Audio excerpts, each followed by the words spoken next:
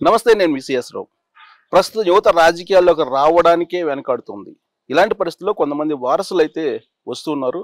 ఒకళ్ళిద్దరు మినహా ఇప్పటికీ కుదురుకోవడానికి రాజకీయ రంగంలో పోరాడుతూనే ఉన్నారు. అలాంటి వాళ్ళలో విజయ్ చింతకాయల ఒకళ్ళు. ప్రస్తుతం తెలుగుదేశం పార్టీ ప్రధాన కార్యదర్శిగా ఉన్నారు. అనకాపల్లి లోక్సభ స్థానం టీడీపీ టికెట్ రేస్ లో ముందున్న చింతకాయల విజయ్ ఉన్నత విద్యావంతుడు. ఆయన అమెరికాలోని జార్జ్ టౌన్ యూనివర్సిటీ నుంచి ఎంఎస్ పూర్తి చేశారు.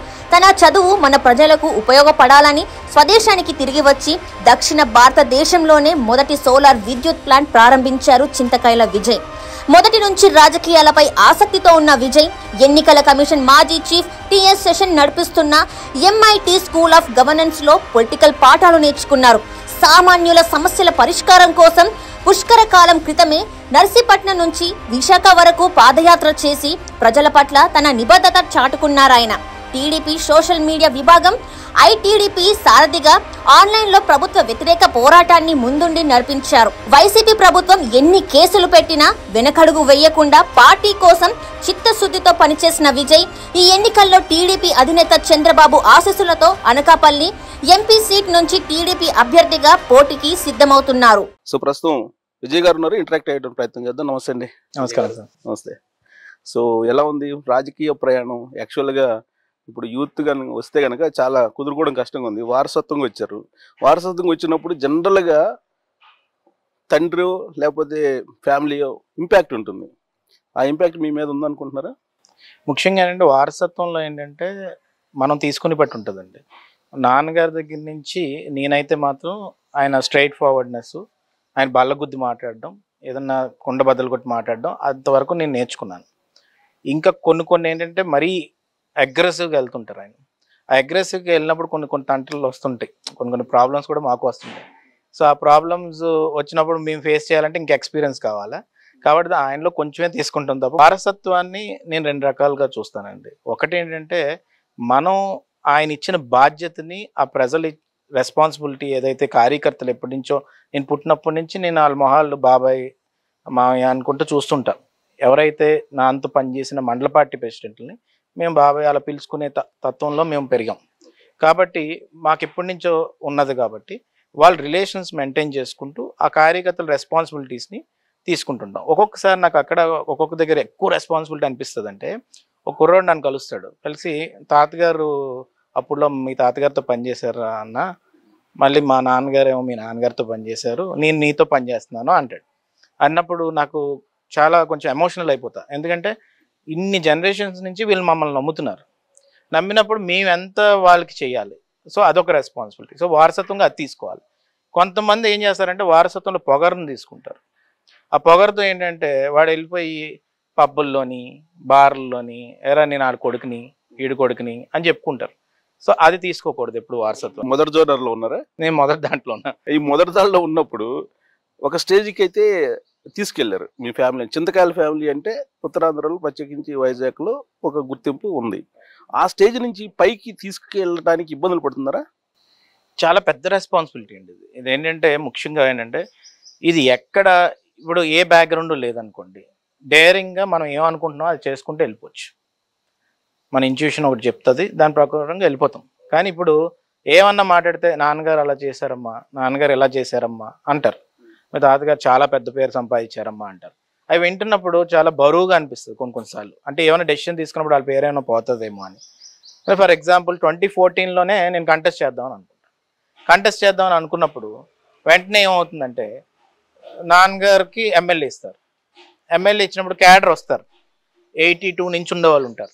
వాళ్ళేమో నాన్నగారు పోటీ చేస్తే బాగుంటుంది ఈసారి అంటారు. అప్పుడు మేము కొంచెం సాక్రిఫైస్ చేసుకోవాలి. అంటే నా ఆలోచనలు కానీ నా ప్యాషన్ కానీ అప్పుడు పోటీ చేయాలన్న ఆలోచన కానీ దూసుకొని వెళ్ళిపోదే తత్వం ఆపేస్తాం.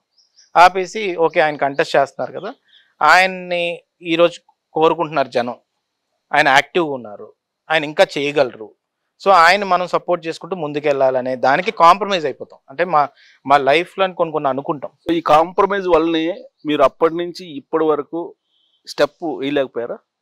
డెఫినెట్గా అండి. నేను 2014లో ఎంపీ అడిగా. నాకు 2014లో ఎందుకు ఎంపీ అడిగానంటే అప్పుడు బైఫర్కేషన్ చేస్తున్నప్పుడు చాలా దారుణంగా జరిగింది. అప్పుడు జయరాం రమేష్ గారు అనే వ్యక్తి ఏమాత్రం కూడా ఆలోచించకుండా మ్యాప్ పెట్టి ఇలా బైఫర్కేట్ చేస్తారట అని చెప్పి ఒక పెద్ద సీనియర్ లీడర్ ఒక ఇంటర్వ్యూలో చెప్తుంటే విన్నాను నేను. అది విని నాకు అనిపించింది ఎంత ఫూలిష్నెస్ ఇది, ఎవరన్నా ఆర్గ్యూ చేయాలి కదా, ఎవరైనా డిబేట్ చేయాలి కదా, ఎందుకు అలా చేసుంటుంటారు అని అనిపించిందండి. ఎందుకంటే ఎక్కువ మంది ఎంపీలు. అప్పుడు నాకేమనిపించింది, వెళ్తే ఏం పోయింది, వెళ్తే ఒకసారి మాట్లాడినట్టు ఉంటుంది, అక్కడ చాలా గలం ఎత్తడానికి ఎక్కువ స్కోప్ ఉంది, వ్యాక్యూమ్ ఉంది తెలుగు వాళ్ళకి అనిపించిందండి. అప్పుడు ఎప్పుడైతే పార్టీ అధినేత అనుకోవచ్చు, లేకపోతే పార్టీ కానీ ప్రతి ఒక్కరు కార్యకర్తలు అందరూ వచ్చి నాన్నగారు ఈసారి పోటీ చేయాలి, ఎందుకంటే బైఫర్కేషన్ అయిన తర్వాత మన నియోజకవర్గానికి రాష్ట్రానికి ఆయన ఎక్స్పీరియన్స్ అవసరం అని ఒక మాట అన్నారు. అన్నట్టునే కాంప్రమైజ్. అది ఇప్పటికి కూడా నెక్స్ట్ కూడా అదే అంటారు. కానీ అలా కాకుండా ఇప్పుడు వచ్చినటువంటి వాళ్ళు ఏం చేస్తుంటారు అంటే, అసలు మీ నాన్నగారికి ఇచ్చాం కాబట్టి మీకు అవసరం లేదు కదా అనే యాంగిల్లో కాకుండా ఆ స్టెప్ను దాటడానికి మీరు చేసిన ప్రయత్నం ఏంటి? మీరైతే అసలు ఎక్కడ మనం రాజీ పడాల్సి వస్తుందని అన్నారు. ఆ రాజీ లేకుండా పోరాడటానికి ఏం చేయాలనేది ఆలోచించారు ఎప్పుడన్నా? నేను ఒకటే ఆలోచించానండి. ఇప్పుడు 2019లో జగన్ గారు అనే వ్యక్తి సీఎం అయిన తర్వాత అసలు ఏ మాత్రం కూడా ఎవరన్నా కానీ బయటకు రాలేదండి. ఎందుకంటే తన తత్వం తెలిసిన వాళ్ళు కానీ, తనకి ఏ విధమైన మెంటాలిటీ ఉంది, ఏ ఐడియాలజీ ఉంది, ఎలాగా నొక్కుతాడు సైకోతనంతో అని అందరికీ తెలుసు. కానీ నేను 2019లో చంద్రబాబు నాయుడు గారిని నేను కలిసిన వెంటనే 2020 జనవరి డిసెంబర్ ఎండింగ్ కలిసాను. నేను కలిసిన వెంటనే ఆయన అన్నారు, ఏ విధంగా వర్కౌట్ చేస్తే బాగుంటుంది అనుకుంటున్నావు నీ ఎక్స్పీరియన్స్తో అని అడిగారు నన్ను. నాకు ప్యాషన్ ఉంది కదా అని అడిగారు. సార్ డైరెక్ట్ హెడ్ ఆన్ వెళ్ళిపోవాలి సార్, ఇలాంటి వ్యక్తితోటి హెడ్ ఆన్ వెళ్తే కానీ తన మాట విండు, ఆ స్ట్రాటజీలోనే మనం ముందుకు వెళ్ళాలి అన్న. నువ్వు చెయ్యి అయితే అన్నారు. స్టేట్ జనరల్ సెక్రటరీ ఇచ్చారు. ఈరోజు రాష్ట్రంలోని ఏ మూలన ఏ కార్యకర్త అయినా నేను ఏం పని చేశానో చెప్తాడండి. ఎందుకంటే ఆ విధంగా కష్టపడ్డాం, ఆ విధంగా కేసులు పెట్టుకున్నాం. కేసులు అంటే రివార్డులని నేను అన్నాం. మేము ముందున్నాం, ఆర్మీలో ముందు ఎదుర్కొన్నాం. ఎందుకు? వెనకాల ఎవరి కార్యకర్తని ధైర్యంగా ముందుకు నిలబడి మాట్లాడాలని. సో మీరు ఇందాక అడిగిన క్వశ్చన్కి ఆన్సర్ ఏంటంటే, నేను ఇప్పుడు ఈ 2019 నుంచి నేర్చుకున్న పాలిటిక్స్ అయితే, ఎక్స్పీరియన్స్ అయితే మాత్రం అసలు ఎన్ని ఇన్స్టిట్యూషన్లో నేను చదివినా రాదండి. ప్రాక్టికల్ ఎక్స్పీరియన్స్ వచ్చింది, చాలా ఎక్స్పీరియన్స్ వచ్చింది. ఇప్పుడు మన ఎగ్జాంపుల్ సరే మంచి అయినా చెడైనా జగన్మోహన్ రెడ్డిని తీసుకున్నాం. జగన్మోహన్ రెడ్డి అయితే తను ప్రజల్లోకి వెళ్ళారు కదా, పోరాడారు, తన స్టైల్లో తను సక్సెస్ అయ్యారు. ఒకవైపు కనిపిస్తుంది, ఇంకొక వైపు మనం రేవంత్ రెడ్డిని చూస్తున్నాం, ఇంకొకవైపు కేటీఆర్ని చూస్తున్నాం, అది వారసత్వమే. ఇంకొక వైపు మనం మన లోకేష్ గారిని తీసుకోవచ్చు. ఇవాళ లోకేష్ గారిని యాక్సెప్ట్ చేయనటువంటి వాళ్ళు ఎవరు లేరు. ఆ స్థాయిలో మీరు ఎందుకు దూసుకెళ్ళలేకపోయారు? మేము అదే అండి, ఇప్పుడు లోకేష్ గారు పోరాడారు. ఆ పోరాడినప్పుడు మేము వన్ ఆఫ్ ది సోల్జర్గా నాకు ఇచ్చిన బాధ్యతని ఏదైతే ఉందో అదైతే 100% నెరవేర్చామండి. దూసుకొని వెళ్ళాం. ఇప్పుడు డెసిషన్ వాళ్ళ చేతులు ఉంటుంది. ఎందుకంటే అలయన్స్ ఉంది, ఇవన్నీ ఉన్నాయి కాబట్టి, డిఫరెంట్ ఈక్వేషన్స్ ఉన్నాయి కాబట్టి వాళ్ళ డెసిషన్ వాళ్ళ చేతులు ఉంటుంది. వాళ్ళ చేతులు ఉండాక నాకు చెప్తానని చెప్తారు. ఇప్పుడు ఈ 4 years అయితే నేనైతే మాత్రం ఎక్కడ కాంప్రమైజ్ అవ్వాలా. నాకు ఏదన్నా అనిపిస్తే నాన్నగారి దగ్గర నుంచి నేను తీసుకున్న ఏదైతే కుండ బద్దలు కొట్టి మాట్లాడాలనే అంశం ఏదైతే ఉందో, ఇప్పుడు ఎవరైనా కానీ కొంచెం ఏమాత్రం కష్టపడకుండా కార్యకర్తలను హింసించే వాళ్ళు ఎవరైనా ఉన్నా, కార్యకర్తల గురించి ఏమన్నా కానీ తప్పుడు మాట్లాడి ఈరోజు వచ్చి సీట్లు అడిగితే మాత్రం వాళ్ళు నేను వ్యతిరేకించడానికి రెడీగా ఉంటాను. ఎందుకంటే ఎంత కష్టపడ్డారో నాకు తెలుసండి. ఒక సింపుల్ ఎగ్జాంపుల్, ఒక హ్యాండిక్యాప్డ్ కుర్రోడు హను అనే వ్యక్తి, బీసీ సామాజిక వర్గం, 75 days జైల్లో ఉన్నాడండి ఒక్క వాట్సాప్ ఫార్వర్డ్కి. నేను నా కళ్ళతో చూసి నాకు ఏమనిపించిందంటే, ఇంక అంతకంటే ఏముంటుంది ఒక మనిషికి, అంత డిజాస్టర్. అంటే మీరు చెప్పేది ఇది మీరు హెల్ప్ చేసేటువంటి నేచర్లో చెప్తున్నారు. ఇవాళ పాలిటిక్స్ హెల్ప్ చేసినంత మాత్రాన మీతోటి వచ్చే పరిస్థితి లేదు కదా పబ్లిక్. ఇప్పుడు రాష్ట్రాన్ని యూనిట్గా తీసుకొని అటు చంద్రబాబు నాయుడు చేసినా లేదంటే లోకేష్ చేసినా చేస్తూ ఉన్నారు. మీరు మీ కాన్స్టిట్యుయెన్సీ ఏదైతే అనుకున్నారో దాన్ని యూనిట్గా చేసుకొని అక్కడ ఒక రెవల్యూషన్ వచ్చేలాగా మీరు వెళ్ళగలిగారా? డెఫినెట్గా వెళ్ళగలిగామండి. ఎందుకంటే నేను ఇంత కాన్ఫిడెంట్గా చెప్తున్నాను ఏంటండి, నియోజకవర్గంలో ఇప్పటికొచ్చి మీరు అబ్జర్వ్ చేస్తే రాష్ట్రం మొత్తంలోని ప్రతి కార్యకర్త మీద ఎవరి మీదైనా కేసు పడినా ఏమన్నా కానీ ఉద్యమం చేసుకుని ముందుకెళ్ళాం. ఈవెన్ మా పర్సనల్గా టార్గెట్ చేసినప్పుడు కార్యకర్తలను ఎవరిని కూడా ఏమాత్రం ఇబ్బంది పెట్టకుండా మేము పోరాడాం. కార్యకర్తలు కూడా అది ఇన్స్పిరేషన్గా తీసుకున్నారు. ఈ రోజుకి అండి ఏమన్నా చిన్న చిన్న అవినీతి జరిగినా ఏం జరిగినా కానీ రెవల్యూషనరీగానే వాళ్ళందరినీ ర్యాలీస్ చేయడం, ముందుకు తీసుకెళ్ళడం, ఈ విధంగా నేను ప్లాన్ చేసుకుంటూ వెళ్తానండి. మొన్న కూడా ఒక కార్యకర్త బయటకు వచ్చి చెప్పాడు ఏంటంటే, అది మమ్మల్ని ఏదన్నా అవుతే ఈ నర్సీపట్నం నియోజకవర్గంలో కాపాడడానికి అయ్యన్న పాత్రి గారు, విజయ్ గారు వాళ్ళు ఉన్నారు. మీకు ఎవరున్నారా అని చెప్పి వైఎస్ఆర్సీపీని డైరెక్ట్గా క్వశ్చన్ అడిగే స్థితికి మేము తీసుకొచ్చాం వాళ్ళ కాన్ఫిడెన్స్ని. ఎందుకు అది జరిగిందంటే ఇదే రిషాంత్ రెడ్డి గారు ఎవరైతే చిత్తూరు జిల్లాలో గొడవలు కారణం అయితే ఎస్పీ ఎవరైతే ఉన్నారో ఫస్ట్ పోస్టింగ్ ఏఎస్పీ 2019లో నర్సీపట్నం. ఆయన పాయింట్ బ్లాంక్ గన్ పెట్టి సంతోష్ అనే ఒక బీసీ యువకుడి మీద స్టేషన్ పైన వాల్ మీద నుంచి కింద పడిపోయేలా చేస్తాడు. కిందకు వచ్చి కాళ్ళు ఇరిగిపోయింది. తనని ఇమీడియట్గా 12:30కి అక్కడికి తీసుకెళ్ళి ఒక ఉద్యమంలా చేసి తను ఇప్పుడు నాకు తెలిసి హ్యూమన్ రైట్స్ నుంచి ఆంధ్ర రాష్ట్రంలో ఎవరికి ఇప్పుడు డబ్బులు పడలేదండి. తనకు 3 lakhs పడింది మొన్న. రిషాంత్ రెడ్డి గారు కానీ నేను చెప్తున్నాను ఓపెన్గా, ఇది దీంట్లో దాచిదేం లేదు. కోర్టు కూడా డైరెక్షన్ ఇచ్చింది ఇప్పుడు తన మీద ఎఫ్ఐఆర్ అయ్యమని. రేపు గవర్నమెంట్ వాళ్ళు ఉండడు కాబట్టి వేయట్లేదు ఆయన సహకరిస్తున్నాడని. రేపు గవర్నమెంట్ వచ్చిన తర్వాత 100% కోర్టు ఆర్డర్ ఇంప్లిమెంట్ అయిపోద్ది. ఇలాగ ఎక్కడన్నా ఈ రాష్ట్రంలో జరిగిందండి? ఎందుకంటే నేను ఇక్కడ మీరు చేసిన దానికి మీరు సాటిస్ఫై అవుతున్నారు. Second coin of the shade చూస్తే కనుక మీ మీద ఉన్నటువంటి ఒక అపోహ అనుకోండి, విమర్శ అనుకోండి, ఆరోపణలు అనుకోండి, విజయ్ గారు కొంత నిదానంగా ఉంటారు. ఎవరైనా ఏదైనా చెప్పినా కానీ ఆయన ఇమీడియట్గా రెస్పాండ్ గారు. ప్లస్ ఎవరైనా వచ్చినా కానీ రిక్వెస్టబుల్గా దగ్గర తీసుకుని మాట్లాడరు. ఇలాంటి వినిపిస్తున్నాయి మీ కాన్స్టిట్యున్సీల నుంచి. నేనైతే పేర్లు చెప్పను కానీ ఈవెన్ జర్నలిస్ట్ నుంచి కూడా, మీ లోకల్ జర్నలిస్టులు మీ దగ్గర ఉండేటువంటి వాళ్ళే నాకు తోటి పనిచేసినటువంటి వాళ్ళు కూడా చెప్తున్నట్టు మాట. దానికి ఏమంటారు? నేను క్లియర్గా కొన్ని ఎలా ఉంటాయంటే పైకి వచ్చినప్పుడు కొన్ని ఆరోపణలు అయితే ఉంటాయి. ఎందుకంటే అది క్యారెక్టర్ అసాసినేషన్ అవ్వచ్చు, ఏదైనా అవ్వచ్చు. నేను కొన్ని నాలో ఏమైనా తప్పు ఉంటే నేను సరిదిద్దుకుంటా, దాంట్లో డౌట్ లేదు. కానీ కంటిన్యూస్గా అదే పని మీద టాక్ కొంతమంది పెడుతూ ఉంటారు.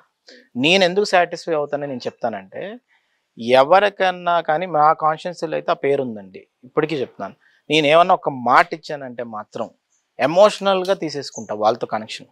ఆ మాటను నెరవేర్చే వరకు. దానికి కుప్పలు ఎగ్జాంపుల్స్, 1 2 కాదు. ఒకటి మరిడయ్య అని ఒక కార్యకర్త ఉన్నాడు, హార్ట్ ఆపరేషన్ అవుతుందని నాకు ఏడ్చారు. వెంటనే అందరి ముందు హెల్ప్ అని కాదండి, ఇది ఆ కార్యకర్తను కాపాడుకోవాలి. మొన్న ఒక ఫ్యామిలీ ఒక అబ్బాయిని శాండ్ మాఫియాలోని ట్రాక్టర్తో గుద్ది చంపేశారు. ఎవ్వరు హెల్ప్ చేయలేదు, ఎమ్మెల్యే వాళ్ళే చేశారు ఈ పని. అది లోకేష్ గారు తీసుకెళ్ళి ఇమీడియట్గా వాళ్ళకి సపోర్ట్ చేయించడం. ఎందుకు నేను ప్రతి మైన్యూట్ థింగ్ గుర్తుపెట్టుకుంటానంటే, నేను ఏ విలేజ్లో ఎవరికి ఎంత సపోర్ట్ చేసాం కూడా నాకు గుర్తుందండి. నేను ఎందుకు అలా లెక్క కట్టడం కాదండి ఇది ఎందుకు అంటానంటే, ఇది ఒక ఎగ్జాంపుల్గా ప్రతి ఒక్కరికి చూపెట్టాలనే ఉద్దేశం ఒకటి. రెండోది, మీరు చెప్పారు నేను ఏ విషయంలో అయినా కానీ నాన్న ఇన్ఛార్జ్గా ఉన్నారు. నేను ఏదన్నా విషయం నా దగ్గరకు వచ్చినప్పుడు నాన్నగారితో కూడా నేను డిస్కస్ చేస్తాను. కొన్ని రిపర్కేషన్స్ ఎలా ఉంటే చూసుకోవాలి, దాన్ని బట్టి నేను రియాక్ట్ అవుతుంటాను. ఎక్కడన్నా కొన్ని ఆరోపణలు వచ్చినప్పుడు మాత్రం నేను కామ్గా ఉంటున్నాను. అదొక తప్పని నేను అనుకుంటా. ఎందుకంటే పొలిటికల్ సినారియోలో ఏదన్నా కౌంటర్ వచ్చినప్పుడు మనం కౌంటర్ బ్యాక్ చేయాలి. కానీ ఎక్కడ కౌంటర్ బ్యాక్ నేను చేయలేదు. నేనేమనుకునేవాడిని అంటే, మన పని మనం చేసుకుంటూ పోతున్నాం కదా అని. లోకేష్ గారు కూడా సేమ్ ఇదే అనుకునేవారు. సార్ విజయ్ గారు, మీ మీద ఎవరు అవునన్నా కాదన్నా ఉండేది ఏంటంటే కొంచెం బద్ధకం ఉంటుంది. ఎవరైనా వచ్చినప్పుడు ఇమీడియట్గా రెస్పాండ్ కాదు. ఇలాంటిది ఏంటి ఆ బద్ధకం అనేది, ఆ ముద్ర ఎందుకు పడింది మీ మీద? అసలు లైఫ్లో ఆ క్వశ్చన్ ఏం లేదండి. నాకైతే నా లైఫ్లో బద్ధకం అనే వర్డ్ నా డిక్షనరీలో లేదనుకోవాలి. ఎందుకంటే నేను ఆర్ఎస్ఎస్లో 6 years ఉన్నాను. నా స్కూలింగ్ మొత్తం ఆర్ఎస్ఎస్. మార్నింగ్ 5కి లెగిస్తే నైట్ 10 వరకు అసలు ఒక హ్యూమన్ బీయింగ్ ఎన్ని చేయాలి అన్నీ చేస్తాం. ఆ దేశం గురించి కూడా ఐడియాలజీ అలా పెంచుతారు. కాబట్టి నేను ఎక్కువ ఎమోషనల్ అవుతున్నాను. ఎందుకంటానంటే అక్కడి నుంచి వచ్చిన ఆ రూట్స్ అయ్యి. సో ఏదన్నా కానీ దాన్ని నేను ఓన్ చేసుకొని తీసుకుంటా. కాబట్టి కార్యకర్త నేను ఒకటి ఫిక్స్ అయ్యానంటే, తినకి కష్టం జరుగుతుంది, దాంట్లో ఏ స్వార్థం లేదనుకుంటే అపరాత్రి ఉండదు. దానికి నేను చెప్పవసరం లేదండి. కోవిడ్ టైంలో మీరు నమ్మరు, ఎంతోమంది రాష్ట్ర వ్యాప్తంగా చిత్తూరు జిల్లా నుంచి నాకు తెలియని ఒక మాస్టర్ జస్ట్ ఫోన్ చేస్తే కూడా ఇమ్మీడియట్ నైట్ అటెండ్ అయిపోయాను. నేను అవసరం లేదు. లోకేష్ గారు ఒక మీటింగ్లో నైట్ 2:30కి నేను విజయ్కి ఫోన్ చేసా ఒక కేసు గురించి. ఇమీడియట్ ఫోన్ ఎత్తి ఇమీడియట్గా సాల్వ్ చేసాం మీ ఇద్దరం కూర్చొని అని చెప్పాడు. 2:30కి బతుకుండేవాడు ఎవడెత్తాడండి? మరి ఎందుకు వచ్చింది ఇది? అదే చెప్తున్నాను కదండి, క్యారెక్టర్ అసాసినేషన్ అనేది. ఒక పక్క నుంచి ఏమో విజయ్ అనేవాడు పెద్ద లీడర్ అవ్వలేకపోతున్నారు అంటారు, ఒక పక్క నుంచి వేలాది మంది విజయ్ గురించే మాట్లాడతారు. అంటే దీన్ని బట్టి మీరు ఒక సీనియర్ జర్నలిస్ట్గా మీరు అనాలిసిస్ చేసుకోవచ్చు. ఏంటంటే అది తిను ఒకటేంటంటే అయ్యన్న పాత్రుడు గారు బోలా, విజయ్ అనేవాడు కొంచెం ఆలోచించి ముందుకెళ్తాడు. సో తిననేవాడు కొంతమంది థ్రెట్ అని ఫీల్ అవుతే అదే పని మీద క్యారెక్టర్ అసాసినేషన్. ఆ క్యారెక్టర్ అసాసినేషన్ ఏ లెవెల్లో ఉంటుందంటే, మొన్నే చూశాను, మొన్న తోటలోనే ఎక్కడో మందు అవుతున్నాడు విజయ్ అంటున్నాడు ఎవడో. నేను టీ టోటలర్, అసలు మందే దాను. ఒకడున్నాడు నాకు బాగా గుర్తు ఈ రోజుకి కూడా, సిగరెట్స్ అసలు చైన్ స్మోకర్ అట్ట కదా అన్నాడు ఎవడు. నేను సిగరెట్సే తాగను. ఇంకా దానికి ఏం ఆన్సర్ చెప్పు. మీ మీద ఇప్పుడు ఏదైతే అపవాదు ఉందో అలాంటి అపవాదు దాదాపు 2 years బ్యాక్ లోకేష్ మీద కూడా ఉంది. అంటే ఒక మాస్ లీడర్గా అతను ఎదగలేకపోతున్నాడు అనేది. సరే, ఆయన మీద ఏదో ఫోటోలు బయట పెట్టారు, ఆ తర్వాత ఆయన ఏదో కౌంటర్ ఇచ్చారు, ఇవాళ ఆయన్ని మాస్ లీడర్గా కొంచెం ఎలివేట్ అయ్యారు. సో ఇప్పుడు మీరు మాస్ లీడర్గా ఉన్నారా, క్లాస్ లీడర్గా కావాలనుకుంటున్నారా?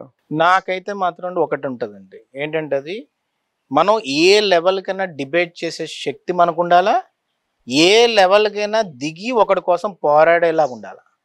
ఈ 2 ఎడ్జెస్ నాకు ఉండాలనేది నేను కోరుకుంటానండి. దాంట్లో నేను కొంతమందిని చూశాను. ఇప్పుడు అమెరికన్ ప్రెసిడెంట్ పక్కన కూర్చొని డిబేట్ చేయగలగాల, మన ఇండియా గురించి చెప్పగలగాల, అదే రోడ్డు మీద స్ట్రీట్లో పండగల్లో డ్యాన్స్ వేయగలరు. అది చేయగలిగింది అయ్యన్న పాత్రుడు గారు మాత్రమే చేయగలరు, విజయ్ గారు అది చేయలేరు అనేటువంటి భావన ఉన్న వాళ్ళకి ఏం చెప్తారు? వాళ్ళకి నేను ఒకటే చెప్తానండి, నేనేమంటానంటే ఒకటే అండి, నేను నటించను, నాకు ఇష్టమైతే నేను చేస్తా. పాలిటిక్స్లో ఏమంటారు, నటన ఉండాలి అంటారు, నేను నటించను. నేనేమంటానంటే నాకు మరిడమ్మవారు పండుగ వస్తుంది ప్రతి 2 yearsకి ఒకసారి, దాంట్లో నేను డ్యాన్స్ ఏమంటే వేస్తా. ఎందుకంటే అమ్మ అంటే నాకు ఇష్టం, అమ్మవారు అంటే నాకు ఇష్టం. కాబట్టి మా పూర్వం నుంచి వచ్చిన ఆచారం అంటే దాంట్లోనే మా ఫ్యామిలీ నుంచి ఎవరో ఒకరు డ్యాన్స్ వేయాలండి. సో నన్ను పిలిచి 3 మార్క్ కొడతారు, కొట్టినప్పుడు నేను వేస్తున్నప్పుడు అప్పుడేమంటారు, విజయ్ మాస్ డ్యాన్స్ వేసాడు రా అంటారు. మళ్ళీ తర్వాత క్లాస్ అయిపోయాడు. నేను ఏమంటాను, బోత్ ఎడ్జెస్ ఉండాలా. అది లేకే కదా బైఫర్కేషన్ అప్పుడు ఎవడో మాట్లాడు, ఏమీ చేయలేరు, ఆ ఆర్టికల్స్ చెప్తే మనం అది నమ్మి వచ్చేయడం, ఇవన్నీ చేస్తారు. సో మాస్ ఉండాలి, క్లాస్ ఉండాలండి. ఇప్పుడున్న పొలిటీషియన్స్కి అయితే 2 ఉంటేనే రేపు ఉదయం రిప్రజెంట్ చేయగలరు. సో ప్రతి ఒక్కరికి ఒక స్పెషాలిటీ ఉంటుంది, పొలిటీషియన్కి కానీ ఎవరికైనా సరే, ఎస్పెషల్లీ పొలిటీషియన్స్కి అందరూ అబ్జర్వ్ చేస్తుంటారు. విజయ్ గారి స్పెషాలిటీ ఏముంది అని అంటే ఏం చెప్తారు? నేను డేటా మీద అనాలిసిస్ చేయగలనండి. ఏం డేటా అని అడగొచ్చు. ఇప్పుడు ఒక ఏరియాలో కంప్లీట్ గ్రౌండ్ వాటర్ మొత్తం డిప్లీట్ అయిపోతుందని నేను 15 years బ్యాక్ నేను చెప్పాను. దాని మీద 100 kilometers పాదయాత్ర చేశాను. ఆ పాదయాత్ర ఆ రోజు లోకల్గా చేశాను కాబట్టి ఎవరికి తెలియకపోవచ్చు. కానీ నేను 100 kilometers ఎక్కడి నుంచి, మాకువారిపాలెం ఒక ఊరు నుంచి విశాఖపట్నం వరకు చేశాను. అప్పుడు నన్ను పొలిటీషియన్స్ చాలామంది, కాంగ్రెస్ వాళ్ళు, అప్పుడు కాంగ్రెస్ పార్టీ ఉంది, ఎందుకు చేస్తున్నాడా, గ్రౌండ్ వాటర్ బాగానే ఉంది కదా అంటే, నేను చెప్పా ఎన్రాక్ అనే ఒక ఫ్యాక్టరీ రావడం వల్ల, ఒక మెంబ్రెయిన్ 3 layer మెంబ్రెయిన్ ఎగిపోవడం వల్ల future 10 years 15 years down the line ఇక్కడ గ్రౌండ్ వాటర్ మొత్తం డిప్లీట్ అయిపోయి రెడ్ వాటర్ రాబోతుందని చెప్పా. ఈరోజు అది జరిగింది. ఆల్మోస్ట్ 8 పంచాయత్స్ మొత్తం దిగుంది. నేను ఏ బేసిస్ మీద చెప్పానంటే, వాల్టా యాక్ట్ చదివినప్పుడు ఏమేమి డిస్ట్రాయ్ చేస్తున్నారు వీళ్ళు, దాని బేసిస్ మీద నేను ఆ డేటా బట్టి అనాలిసిస్ చేస్తాను. అనాలిసిస్ చేసి మాస్ లాంగ్వేజ్లో జనాలకు చెప్తా. దానికి పాదయాత్ర చేశాను, రైతులను కలుపుకున్నా, అందరినీ కలుపుకున్నా. నేను అప్పటికీ చెప్పాను, రెన్యూబుల్ ఎనర్జీ పెట్టండి అంటే థర్మల్ పవర్ ప్లాంట్ పెట్టారు అక్కడ. సో అలాగ ప్రతి ఇష్యూ మీద అనాలిసిస్ చేస్తాను. అప్పుడు ఎన్రాక్ నాతో మాట్లాడారు, ఎందుకు బాబు ఇక్కడ ఉన్న 28 ఊర్లకు కూడా మనం ఫ్రీ కరెంట్ ఇచ్చేద్దాం అంటే, అది రాయి, ఆన్ ద డాక్యుమెంట్ రాయి, సైన్ పెట్టు. అది మా నాన్న ఏమంటాడంటే, మాట చెప్పాడు కదా, మాట ఫాలో అవుతారు అంటే. So this is the difference between the 2 అండి. సో నేను అదేమంటానంటే, నా స్పెషాలిటీ అదండి. సో మీ దాని మీద అధ్యయనం చేయడానికి మీ చదివే కారణమా, మీరు చేసిన స్పెషలైజేషన్ చేశారా? నేను పొలిటికల్ మేనేజ్మెంట్ వాషింగ్టన్లో చేశానండి, George Washington university. Political management ఆ ఒక్క యూనివర్సిటీలో ఉంది, మిగతా దగ్గర అంతా పబ్లిక్ పాలసీస్ ఉంటాయి. పొలిటికల్ అడ్మినిస్ట్రేషన్ నేను పూణేలో టిఎన్ శేషన్ గారు మెంటర్షిప్లో చేశాను. ఓకే. టిఎన్ శేషన్ గారు అయితే పొలిటికల్ సిస్టంలో డైనాసిటీస్ నాస్టీ అంటాడు. అలాంటిది నన్ను సెలెక్ట్ చేసిన రోజు ఎందుకు అంటే, నేను పంచాయతీ లెవెల్ నుంచి పార్లమెంట్ వరకు ఆ రోజు నన్ను ఇంటర్వ్యూ చేసినప్పుడు నేను ఒక అనాలిసిస్ చెప్పాను ఆయనకి నచ్చింది. అది ప్రోగ్రాంలో కూడా ఇన్వాల్వ్ చేశారు. ఆయన ఇన్వాల్వ్ చేసి నేను బారామతి దగ్గర ఒక పంచాయతీ పంపించారు మహారాష్ట్రలో. సో అవన్నీ మాకు చాలా ఎక్స్పీరియన్స్ వచ్చింది. నేను ఈ చదువుకుని అంతా థియరటికల్గా ఉంటుంది. మేము ఇప్పుడు గ్రౌండ్ మీద దిగినప్పుడు ఆ అనాలిసిస్ పాయింట్ ఆఫ్ వ్యూలో చూసినప్పుడు వాళ్ళకి డేటా చెప్తే ఎక్కదు. ఇప్పుడు ఆర్గానిక్ ఫార్మింగ్ చేయమని ఫార్మర్ చెప్పారనుకోండి, ఆయన ఏమంటాడు, ఏమొస్తుందండి దానివల్ల అని అడుగుతాడు.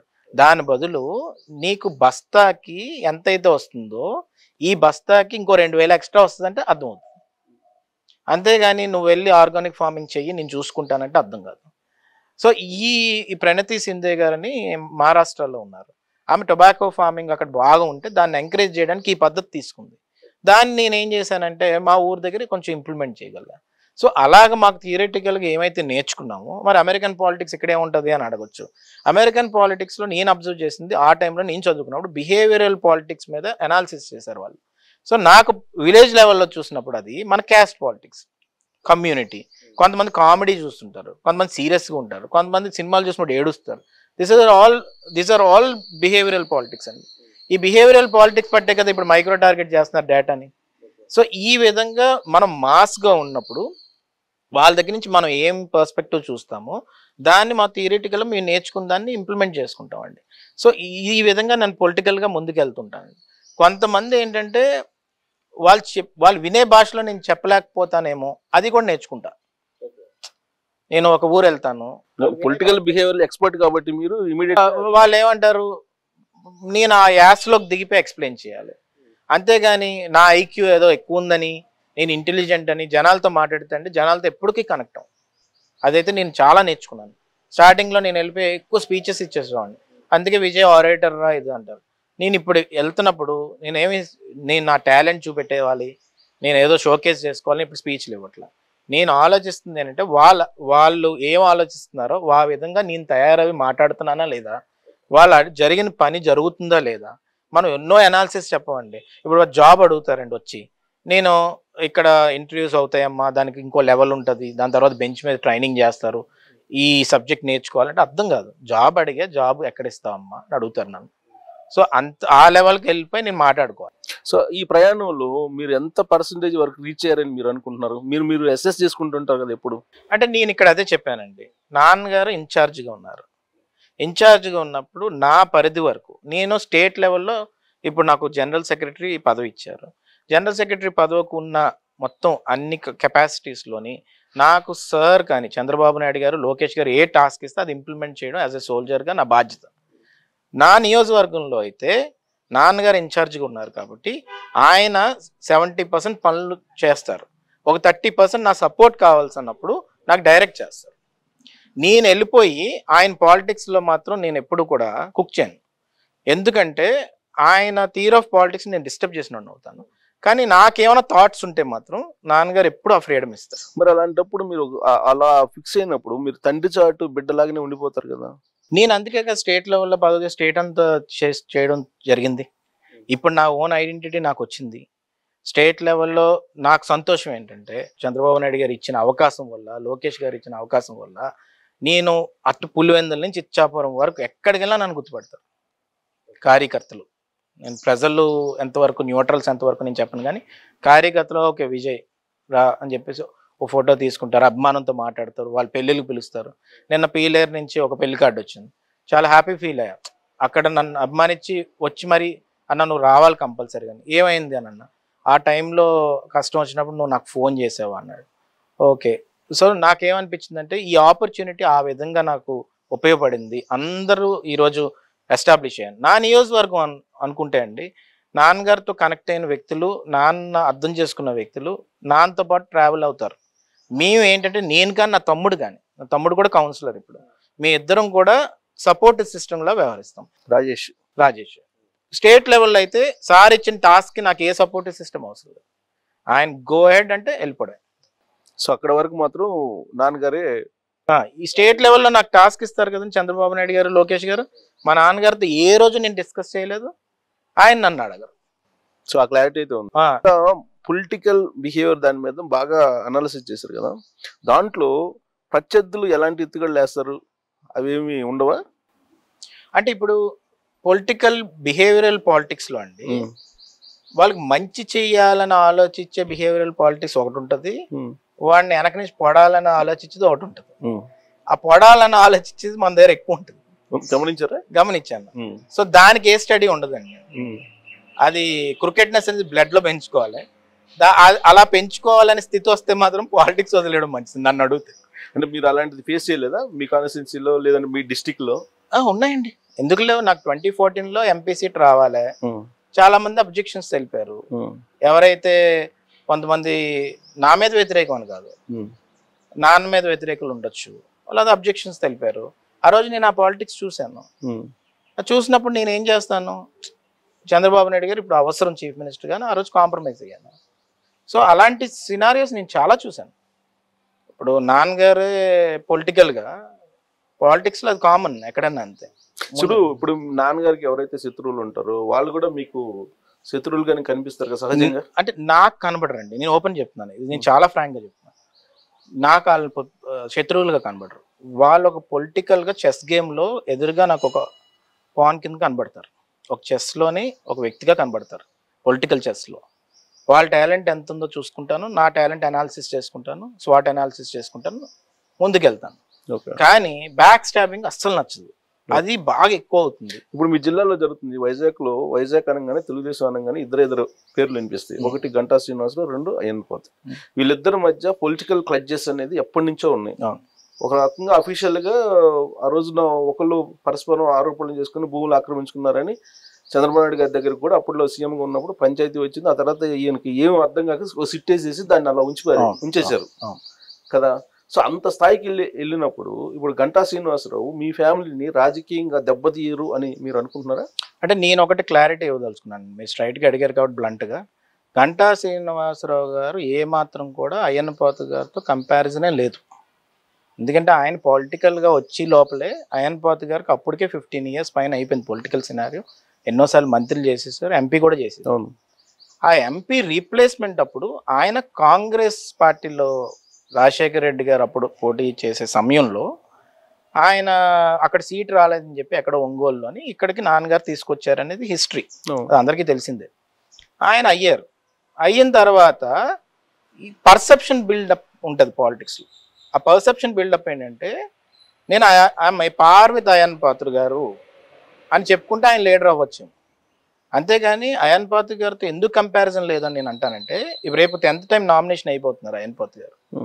ఒకటే నియోజకవర్గం, ఒకటే పార్టీ, 2 సార్లు ఓడిపోయింది, మిగతా అన్నిసార్లు గెలిచారు. 2 సార్లు మీరు చెప్పినట్టు ఓడిపోయారు. అయితే ఒకటే నియోజకవర్గం, ఒకటే పార్టీ, దాంట్లో క్లియర్గా అర్థం అవుతుంది కదా. సో నేను అసలు కంపారిజన్ పెట్టుకోను. అది ఇక్కడ ఏంటంటే ఆయన ఏంటంటే ఒక పర్సెప్షన్ బిల్డ్ చేసుకొని అయ్యన్నపాత్ర గారితో పార్ ఉన్నానంటే పెద్దగా కనబడచ్చు. సో ఇక్కడ అది ప్రాబ్లం అవుతుంది. దానికి ఏంటి మీరు అన్నారు ఇందాక, దానిలో మా ఫ్యామిలీ సంబంధించి ఇవన్నీ మాట్లాడారు. దాంట్లోని ఆయన ఎంతవరకు ఉందో నాకు తెలియదు, కానీ నాకు వచ్చిన సోర్స్ ప్రకారంగా అయితే మాత్రం ఎప్పుడు కూడా ఇమేజ్ని మెలైన్ చేయాలి అయ్యన్నపాత్ర గారిది, ఇలా చేయాలనేది మాత్రం ఉంది. అయితే ఇంకోటి సిట్ గురించి మాట్లాడారు.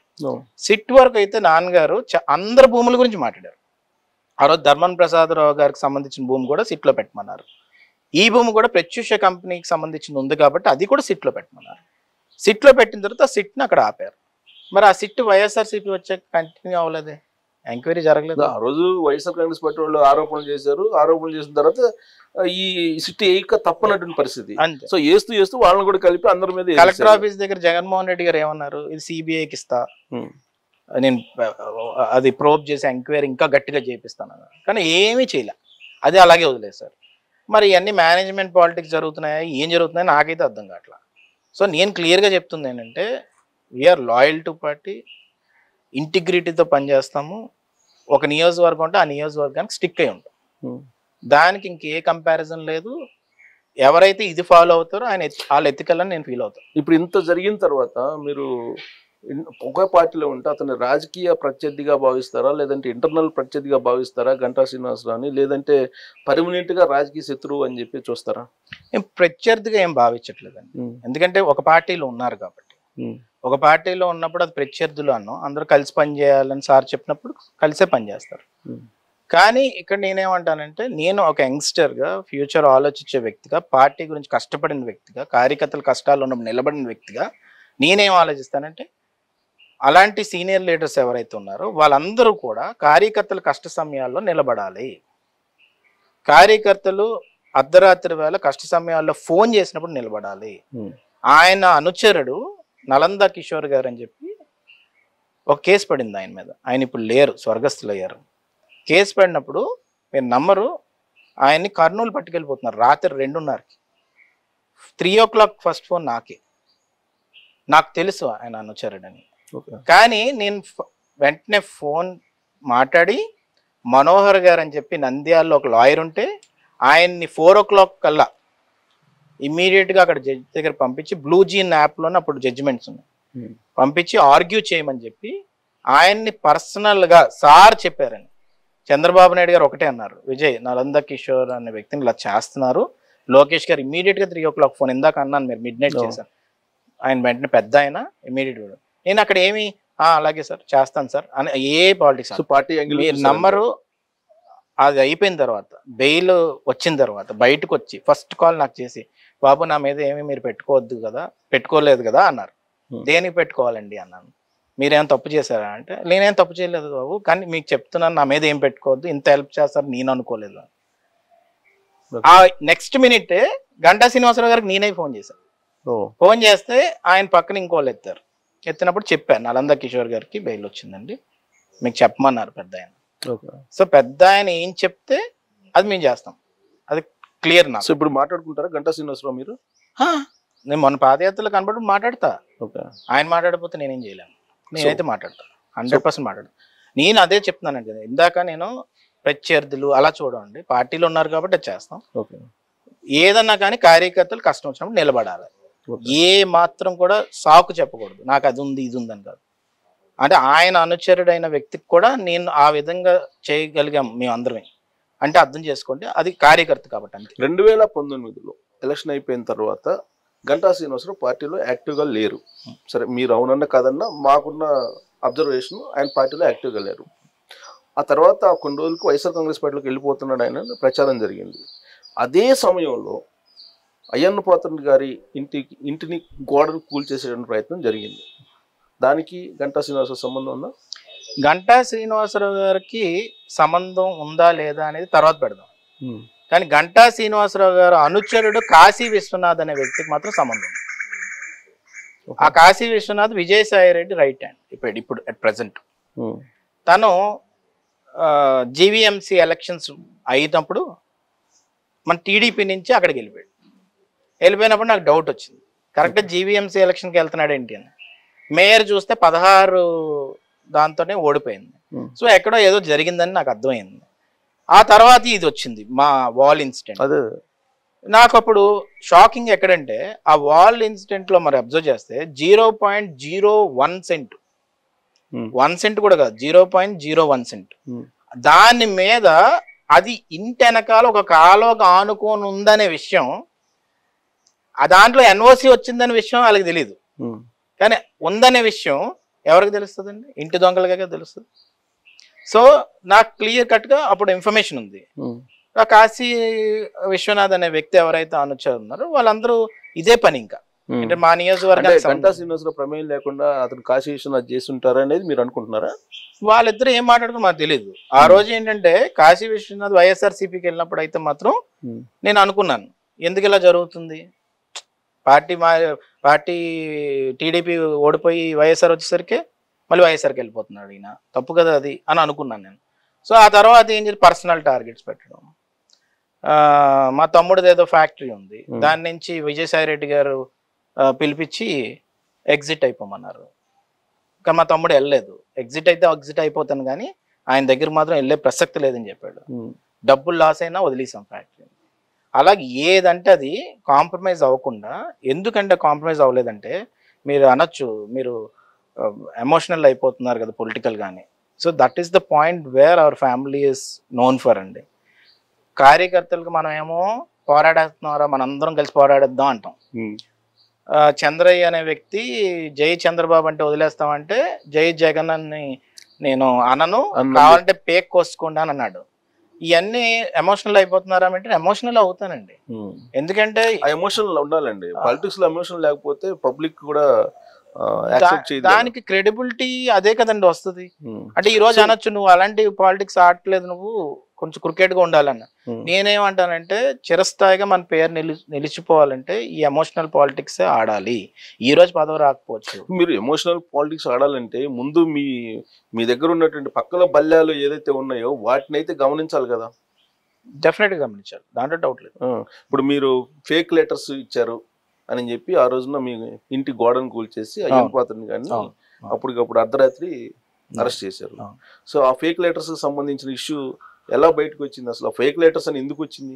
అది ఇప్పుడు మీ పాయింట్ ఇక్కడ చూస్తే ఇక్కడ దీన్ని సాగ్రిగేట్ చేయాలి 2 parts కింద. వాల్ పగలు కొట్టిన రోజు వాళ్ళకి ఎన్ఓసి ఉందని తెలియదు. వాల్ పగలు కొట్టిన తర్వాత ఎన్ఓసి మేము చూపెట్టాం.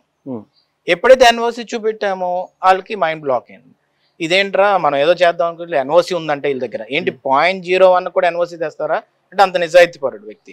అప్పుడు పట్టాభి గారు ఒక లైవ్ లో అన్నారు, అయ్యన్ పాత్ర నిజాయితీ మనం చెప్పవలసిన లేదు, కొండని తవ్వి ఎలకని పట్టినట్టు 0.01 సెంటే అనేసరికి అర్థమైపోయింది కదా ఆయన నిజాయితీ ఏంటో. ఆ ఎన్ఓసి మీద ఫార్జరీ చేశారు ఎవరు, ఈఈ సంతకాన్ని మేము చేసామంట. ఆ ఈఈ ఏం చేశాడంటే 15 days సెలవు పెట్టి లోపలికి వెళ్ళిపోయాడు. ఏఈ వచ్చి కన్ఫెస్ చేశాడు హైకోర్టులో, సార్ ఈఈ గారే పెట్టారు సైన్ అని. ఆ ఏఈ నిజాయితీ పరుడు, ఆయన గుర్తుపెట్టుకోవాలి. నిజంగా ఎంత ఒత్తిడి ఆ ఏఈ మీద అంటే నేను సస్పెండ్ చేసేస్తాను కుర్రోడు అంటే నేను ఒకటే అన్నాడు, అయ్యన్న పాత్ర గారు ఆ పని చేయలేదు సార్, ఈఈ గారే నా ముందే సంతకం పెట్టారు అని క్లియర్ చేశాడు. అందుకనే వాళ్ళు ఏం చేయలేకపోతున్నారు. బాగా టెన్షన్ పడిన సంఘటన అదేనా? అది ఒక్కటే కాదు కదండి, అంటే మీ ఫ్యామిలీ పరంగా వాల్ పగలు కొట్టినప్పుడు నైట్ midnight 3:30కి వచ్చారు. 2:30కి ఏమో నాన్నని తమ్ముడిని అరెస్ట్ చేసినప్పుడు వచ్చారు. మా పిల్లలు పాప నిహిత ఆల్మోస్ట్ అప్పుడైతే 6 years పాప దగ్గరకు వచ్చి ఫోన్ చూపెట్టి ఇది మీ నాన్నేనా, ఈయన ఎక్కడ ఉంటాడో తెలుసా, మీకు గుర్తుపడతావా అంటే సైకలాజికల్ గా వయసుకి ఎలాగైపోతుంది అండి, ఎంత స్ట్రెస్ఫుల్ అవుతుంది. మా బాబు గదిలో ఉంటే అసలు వీళ్ళకి పర్మిషన్ ఉండదు అలా రావడానికి. అలాంటిది గదిలోకి వచ్చి అది కూడా ఒక ఎక్స్-మినిస్టర్ ఇంట్లో ఏదో తప్పు చేస్తే ఒక అర్థం ఉంది, పిల్లల దగ్గరకు వచ్చి మేము ఏదో దొంగతనాలు చేసినట్టు అలా మాట్లాడారు చూసారా, అది బాగా బాధ అనిపిస్తుంది. సో ఇంత జరిగినప్పుడు ఒక పార్టీలో ఉంటూ మరి గంటా శ్రీనివాసరావు లాంటి వాళ్ళు ఆ రోజు స్పందించలేదు కదా? ఎవరో స్పందించలేదండి, అంటే పార్టీ మొత్తం స్పందించిందండి, ఆయన స్పందించలేదు. మరి అతను ఏమనుకుంటారు మీరు ఇప్పటికి కూడా? అంటే నేనేమంటున్నానంటే ఎవరు దేనికి స్పందించాలనే విషయం ఆయన పర్సనల్ ఇష్యూస్. నేను ఇప్పుడు మీరైతే ఫెయిర్ గా ఉన్నారు, మేము ఫెయిర్ గానే ఉన్నాం. నేను ఎంత ఫెయిర్ గా ఉన్నామంటే ఈ రోజు ఆయన తెలుగుదేశంలోనే ఉన్నారా, ఆయన ఎక్కడి నుంచి కంటెస్ట్ చేస్తారు కదా, కంటెస్ట్ చేస్తే ఇప్పుడు ఏదో ప్రత్యర్థిలాగా మేమేం చూడం కదా, తెలుగుదేశం నుంచి ఒక సీట్ గెలుస్తుంది, ఆ సీటు చంద్రబాబు నాయుడు గారికి ఉపయోగపడుతుంది, అది మేము ఆలోచిస్తాం అంతే అండి. సరే, ఇంకొక సంఘటన చూస్తే మిమ్మల్ని చింతకాయల విజయ్ గారిని మరొక కోణంలో నుంచి ఆంధ్రప్రదేశ్ ప్రజలకు చూపించినటువంటి సంఘటన భారతీ పే ఒక QR కోడ్ని క్రియేట్ చేసి ఏదో బదనాం చేశారు అనే కేసుని మీరు ఫేస్ చేశారు. ఏంటి అసలు భారతీ పే QR కోడ్? చెప్తున్నానండి, ఇవన్నీ కూడా ప్రశాంత్ కిషోర్ గారు ఆ టైంలో సోషల్ మీడియా టీంని వైఎస్ఆర్సీపీకి తయారు చేశారు. ఆయన చెప్పింది మంచి ఉద్దేశంతో చెప్పుండి ఉంటాడు, వీళ్ళకి ఎక్కదు కదా, ఎందుకంటే లీడరే ఆ విధంగా ఉంటాడు కాబట్టి.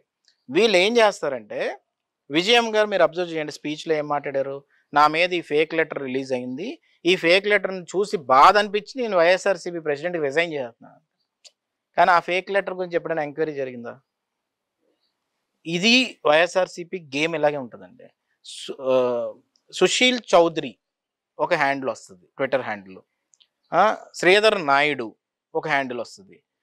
మధ్యలో ఒక క్రికెట్ ప్లేయరు మన ఆంధ్ర నుంచి పేరు తెచ్చారు ఒక ఆయన, దాని మీద మా కాపోడేరా మా కమ్మోడేరా ఇది డిస్కషన్ కింద, రెండు వాలియే. నేను కన్ఫామ్గా చెప్తున్నానండి, ఆ రోజు ఈ విధమైన పోస్టర్స్ రిలీజ్ చేస్తారు భారతీ పే అని చెప్పేసి. ఎందుకు కర్ణాటకలో సీఎం పే అని వచ్చింది, ఆ విధంగా ఆ క్యూఆర్ కోడ్ మా వాళ్ళు స్కాన్ చేస్తే అది ఫేక్ క్యూఆర్ కోడ్, అసలు దానికి నెంబరే లేదు. దాన్ని ఏమంటారు వీళ్ళు, ఎవరో పోస్ట్ చేశారంట, దాని కింద ఎవడో కామెంట్ చేశాడంట, ఆ కామెంట్ చేసినాడు నా ట్విట్టర్ హ్యాండిల్ కింద కూడా కామెంట్ చేశాడని చెప్పేసి కేసు అంట. నేనన్నా మెగాస్టార్ చిరంజీవి గారి కింద నేను కామెంట్ చేస్తా, చిరంజీవి గారు నేను ఒకటైపోతానా, రజనీకాంత్ గారు ఇష్టమైతే ఆయన కామెంట్ చేస్తా, అలా నా కింద ఎవడో కామెంట్ చేస్తాడు. సోషల్ మీడియాలో ఏదన్నా కామెంట్ చేసుకునే హక్కు, ఎంగేజ్ అయ్యే హక్కు ప్రతి ఒక్కడికి ఉంటుంది. ఈ పోస్టర్ ఎవరైతే పోస్ట్ చేశారో నీకు టెక్నికల్గా సత్తా ఉంటే, if you have all the equipments with you, enquiry చేసి ప్రోబ్ చేసి అని పట్టుకోండి. వాడి నోట్లోంచి నా పేరు చెప్పొచ్చు, అప్పుడు నేను ఒప్పుకుంటాను. అంతేగాని ఇది చాలా పెద్ద తప్పండి అని చెప్పి మొత్తం ఎంక్వైరీ మార్నింగ్ నుంచి నైట్ వరకు జరిగి మళ్ళీ సెకండ్ టైం కూడా పిలిచారు. అన్నారు ఏమని, ఎంక్వైరీలో మేము అడిగిన క్వశ్చన్ ప్రతి ఒక్కరికి ప్రతి దానికి సమాధానం చెప్తా అన్నారు. సమాధానం చెప్తే ఆ పేపర్స్ లాస్ట్లో వెళ్ళిపోతున్న హరీలో ఒక 100 పేపర్లు ఇచ్చి దాని మీద సంతకం పెట్టమన్నాను. నేను చదివితే కానీ పెట్టనన్నా. మళ్ళీ మీకే లేట్ అయిపోతుంది మరి మీరు అన్నారు. లేదు నేను చదువుతానన్నా. చదివితే దాంట్లో ఏంటి తెలుసా, మాధవ్ వీడియో కూడా నేనే మార్ఫింగ్ చేసి పెట్టానని పాయింట్ రాశారండి. అది ఎంత షాకింగ్ విషయం అది. అంటే అప్పుడు వెంటనే ఏంటంటే ఇది ఏం టెక్నాలజీ వాడు ఉంటాను మీరు చెప్పండి. పోనీ నేను ఏమైనా చేసుంటుంటే ఏం చెప్పరు, కామ్గా ఉన్నారు. అప్పుడు నేను అన్నాను, ఇప్పుడు ఆయన బాడీని నేను ఎక్కడి నుంచి తీసుకొచ్చి అతికించాలి, సో నాకు అంత నాలెడ్జ్ కూడా లేదు, మీరు అలాంటి మాటలు మాట్లాడొద్దు, అసలు ఈ పాయింట్ ఎలా పెట్టాను, ఆ ప్రింటింగ్ మిస్టేక్ అయిపోయిందండి. సీఏ చెప్పారు ఈ మాట, ప్రింటింగ్ మిస్టేక్ అయిపోయింది సార్. ఆ కంప్యూటర్ ఆపరేటర్ వెంటనే అక్కడ తిట్టేయడం, ఏంటి నువ్వు ఎలా పెట్టేసావు ఈ పాయింట్, తీసే అని. అంటే హరీలో నువ్వు పెట్టేసి నేనే చేశానని చెప్పి మళ్ళీ అదొక కేసు పెడదామని. సో అలాగే ఇప్పటికి 12 ఎఫ్ఐఆర్లు అండి. ప్రతిదానికి ఒకటే సెక్షన్ 5052, 2 గ్రూప్స్ మధ్యలో రిఫ్ట్ పెట్టడానికి ఈయన కంటెంట్ తయారు చేసాడు. సో సెక్షన్లన్నీ మీకు తెలిసిపోయినాయి. 5052, 153A, ఐటీ యాక్ట్స్ అన్నీ వచ్చేసాయి. సో మీరు విచారణకి వెళ్ళినప్పుడు బిహేవియర్ వాళ్ళు కరెక్ట్ గానే ఉందా? ఏపీసీఐడి వాళ్ళు కరెక్ట్ గానే నేను వెళ్ళినప్పుడు బాగానే విచారణ చేసి, నేను వెళ్ళినప్పుడు బాగానే తిరుమలారు వేరే విధంగా చెప్తారు, కొంచెం ఇంటిమిడేట్ చేయడానికి ఒక ఆయన ట్రై చేశాడు. అంటే కొంతమంది ఉంటారు కదండి, చూపెట్టుకుంటుంటారు నాకు అన్ని తెలుసు ఏదైనా. ఆయన ట్రై చేస్తే నేను చెప్పాను ఇది దీనికి సోర్స్ ఏంటో చెప్పాను, దీనికి సోర్స్ ఏంటో. ఇంకా ఆయన ఏం మాట్లాడలేదు. నేను ఏం చెప్పానంటే IO has every right to question me. IO నన్ను మాట్లాడమని, నాకు హైకోర్టు ఆర్డర్ ఉంది, డయాగ్నల్ గా లాయర్ కూర్చోవాలి. ఓకే, నేను అలా చేసుకుని వెళ్ళానండి. సో ఆ టైంలో మీరు సోషల్ మీడియాకి ఇన్ఛార్జ్గా ఉన్నారా తెలుగుదేశం పార్టీ? నేను general secretary of the party. నా కన్వీనర్ గా ఐటీడీపీ అనే సంస్థని హైరార్కీ వైజ్ మొత్తం స్ట్రక్చర్ చేయమని చెప్పి నాకు టాస్క్ ఇవ్వడం జరిగింది పార్టీ నుంచి. అది ప్రతి విలేజ్ లోనే చేసాము. వాళ్ళకి క్లియర్ డైరెక్షన్స్ ఉంటాయండి, ఏ అబ్యూజివ్ లాంగ్వేజ్ వాడద్దు, ఏది కూడా నీట్ గా పోస్ట్ చేయాలి అని చెప్పాము. అదే పొలిటికల్ లీడర్ గా నాకెందుకు ఇచ్చారు ఈ జాబ్ అని అంటే, నేను ఫారెన్ లో అబ్రాడ్ లో చదివాను, కొంచెం ఇన్సైట్ ఉంటుంది కాబట్టి ఆ ఇన్సైట్ మీద వాళ్ళకి నేను వాళ్ళకి ఐడియాలజీ, పార్టీ ఒక పక్క నుంచి ఒక ఎడ్జ్ ఏంటంటే పార్టీ స్ట్రక్చర్, ఆ డిసిప్లిన్ పోగొట్టుకోకూడదు. అలాగే హైరార్కీ కూడా ఏ విధంగా అయితే పార్టీ స్ట్రక్చర్ ఉందో అలాగే బూత్ లెవెల్ వరకు మీరు ఉండాలని చెప్పాను. దాన్ని కాంట్రవర్షియల్ గా చేయాలని వైఎస్ఆర్సీపీ భావించింది. ఎందుకనంటే వాళ్ళకి అర్థం కాలేదు బేసిక్గా ఇంత స్ట్రక్చర్ ఎప్పుడు డెవలప్ అయిందని.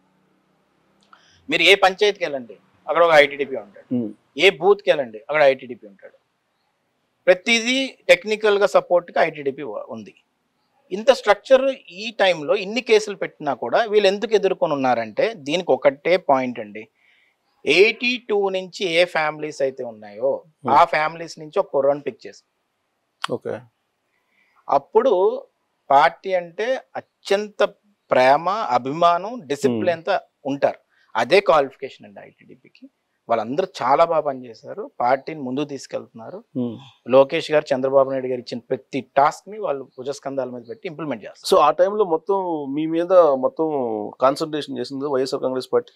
శ్రీకాంత్ రెడ్డి గారు అయితే డైరెక్ట్ అసెంబ్లీలో మాట్లాడారు, పెట్టి ఇదే పని ఉన్నారు ఇది అని చెప్పి. మీ పేరు కూడా తీశారు అసెంబ్లీలో తీశారు. నేను ఒకటే చెప్పానండి, నాకు ఇచ్చిన టాస్క్ అనికంటే హైరార్కీ తయారు చేయడం నా అదృష్టం. ఒక కొత్త ఎఫిలియేటెడ్ బాడీనే చంద్రబాబు నాయుడు గారు, లోకేష్ గారు నాకు బాధ్యత ఇవ్వడం అనేది ఎంత నమ్మకం పెట్టుకుని ఇచ్చిండుంటారు. సో ఇచ్చారు, ఆ ప్రెజర్ తట్టుకోలేకనన్నా మళ్ళా దాని మీద కాన్సన్ట్రేషన్ చేయట్లేదు. లేదండి, ఇంకా 1.5 month లో ఎలక్షన్. ఇప్పుడు ఏంటంటే ఇప్పుడు మేము పొలిటికల్ గా చేయవలసింది ఏంటి, హైరార్కీ తయారు చేసి మంచి వాళ్ళని పెట్టుకోవడం. అంటే మంచి వాళ్ళంటే పార్టీ కార్యకర్తలు బాగా ప్రాణం ఇచ్చిన వాళ్ళు, ముందుకెళ్ళిన వాళ్ళు పెట్టుకోవడం, హార్డ్ వర్క్ చేసిన వాళ్ళు. దాన్ని మంచిగా టాస్క్ ఇచ్చిన వాళ్ళు ఎవరైతే ఉంటారో వాళ్ళు ప్రొఫెషనల్స్ కూడా యాడ్ అవ్వాలి. సో ప్రొఫెషనల్స్ ఇప్పుడు బాగానే ఉన్నారు.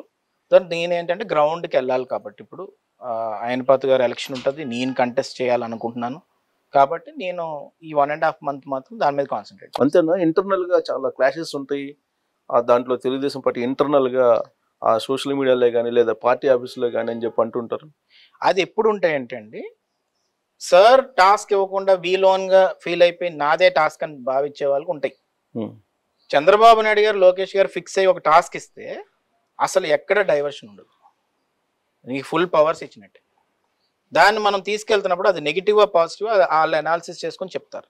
నాకు గర్వంగా చెప్పుకునేది ఏంటంటే ఇప్పటికీ 4.5 years అయినా కూడా, అంటే ఇప్పుడు ఇంకా 1.5 month ఉంది, సో ఇన్ని మంత్స్ అయినా కూడా, ఇన్ని ఇయర్స్ అయినా కూడా ఎప్పుడు కూడా నా వేలెత్తి చూపెట్టలేదు ఇది తప్పు అయిందని. అంత డిసిప్లైన్డ్ గా ఆర్గనైజేషన్ అయితే నడిచింది. మరి ముందు జీవీ రెడ్డికి ఎందుకు అప్పచెప్పారు? మొత్తం జీవీ రెడ్డి అని అతనికి అప్పచెప్పారు. జీవీ రెడ్డి గారు ఐటీడీపీ కాదండి, ఐటీడీపీ కాదు, సోషల్ మీడియా మొత్తం అదే చెప్తున్నానండి. ITDP is one thing, content ని తీసుకెళ్లే హైరార్కీ, వాళ్ళు ఓన్ గా కూడా ఆలోచిస్తారు, వాళ్ళు కంటెంట్ వాళ్ళు ఓన్ గా ప్రిపేర్ చేసి. దీంట్లో డిస్ప్యూట్స్ ఏం లేవా? డిస్ప్యూట్స్ ఏం లేవు. లాస్ట్ టైం మంగళగిరిలో ఒక అమ్మాయి బయటకు వచ్చి, ఇంకొకటి చెప్తాను, జీవీ రెడ్డి గారు ఉన్నారు, కేశవ్ గారు ఇన్వాల్వ్ అవుతారు, అలా అందరూ వాళ్ళు పొలిటికల్ ఇన్సైట్ ని ఇస్తారు అన్నమాట. ఆ ఇన్సైట్ ని కంటెంట్ కింద తయారు చేస్తారు.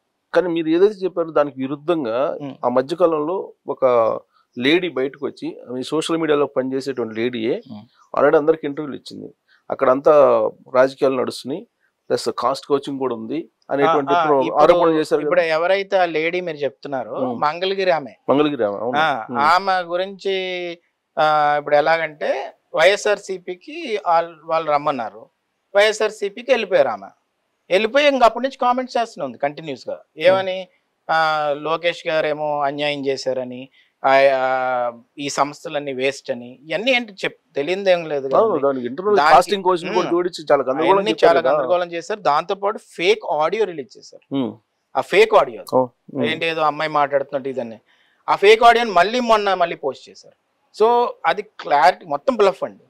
ఆ అమ్మాయి చేత కూడా, మంగళగిరి ఆ అమ్మాయి చేత కూడా గేట్ దగ్గర ధర్నా చేయించారు. సో ఇవన్నీ ఏంటంటే ఇప్పుడున్న జనరేషన్ ఎలాగైపోయిందంటే ఓవర్ నైట్ ఏదో స్ప్రింగ్ పెట్టుకుని పైకి ఎగిరిపోవాలనుకుంటుంది. సో దానికి కష్టం అది ఉంటుందండి. దీంట్లో చాలా మంది కష్టపడ్డారు.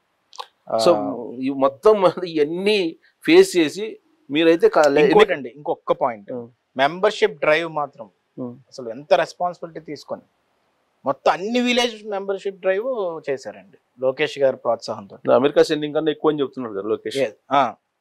సో నేనేమంటానంటే అంత మంచిగా స్ట్రక్చర్ అయింది. సో దాని మీద ఆటోమేటిక్ ఆరోపణలు చేస్తారు కదండి.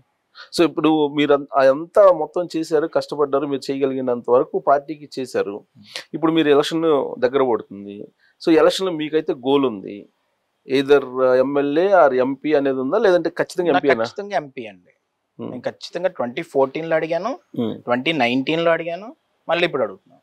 మీరు అడుగుతున్నారు కానీ ఇప్పుడేమో బైరి దినేష్ చక్రవర్తి ఏదో పేరు వినిపిస్తుంది. ఆయన ఏదో వచ్చారు, ఆయన ఇప్పుడు ఆల్మోస్ట్ ఆయన కన్ఫర్మ్ అయినట్టు కొన్ని పేపర్లో రావడం జరిగింది. మరి ఏంటి అది చూసిన తర్వాత మీకు ఏమనిపించలేదు? నేనేమంటున్నానంటే అండి, నేను ఎంపీకి కంటెస్ట్ చేస్తున్నాను అని క్లియర్గా చెప్తున్నాను. చంద్రబాబు నాయుడు గారు, లోకేష్ గారు నాకు ప్రోత్సహిస్తున్నారు, చంద్రబాబు నాయుడు గారు మాట ఇచ్చారు. ఈ వ్యక్తులు ఎవరైతే ఇప్పుడు కాంపిటీటర్స్ కింద లేకపోతే వచ్చి నేను కాంపిటీషన్లో ఉన్నానని కొంతమంది చెప్పుకుంటున్నారో, నాకు తెలిసి వాళ్ళకి మెంబర్షిప్ కూడా లేదు పార్టీకి.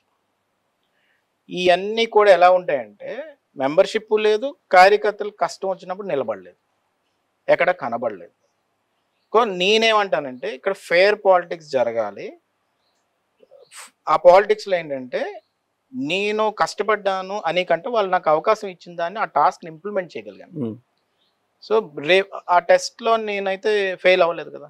సో అక్కడ ఫెయిల్ అవ్వాలా? ఇప్పుడు వస్తున్నటువంటి న్యూస్ని బట్టి మీరు అప్రోచ్ అయ్యారా చంద్రబాబు నాయుడు గారిని కానీ లేదా లోకేష్ ని కానీ? అప్రోచ్ డెఫినెట్గా అప్రోచ్ అయ్యాను.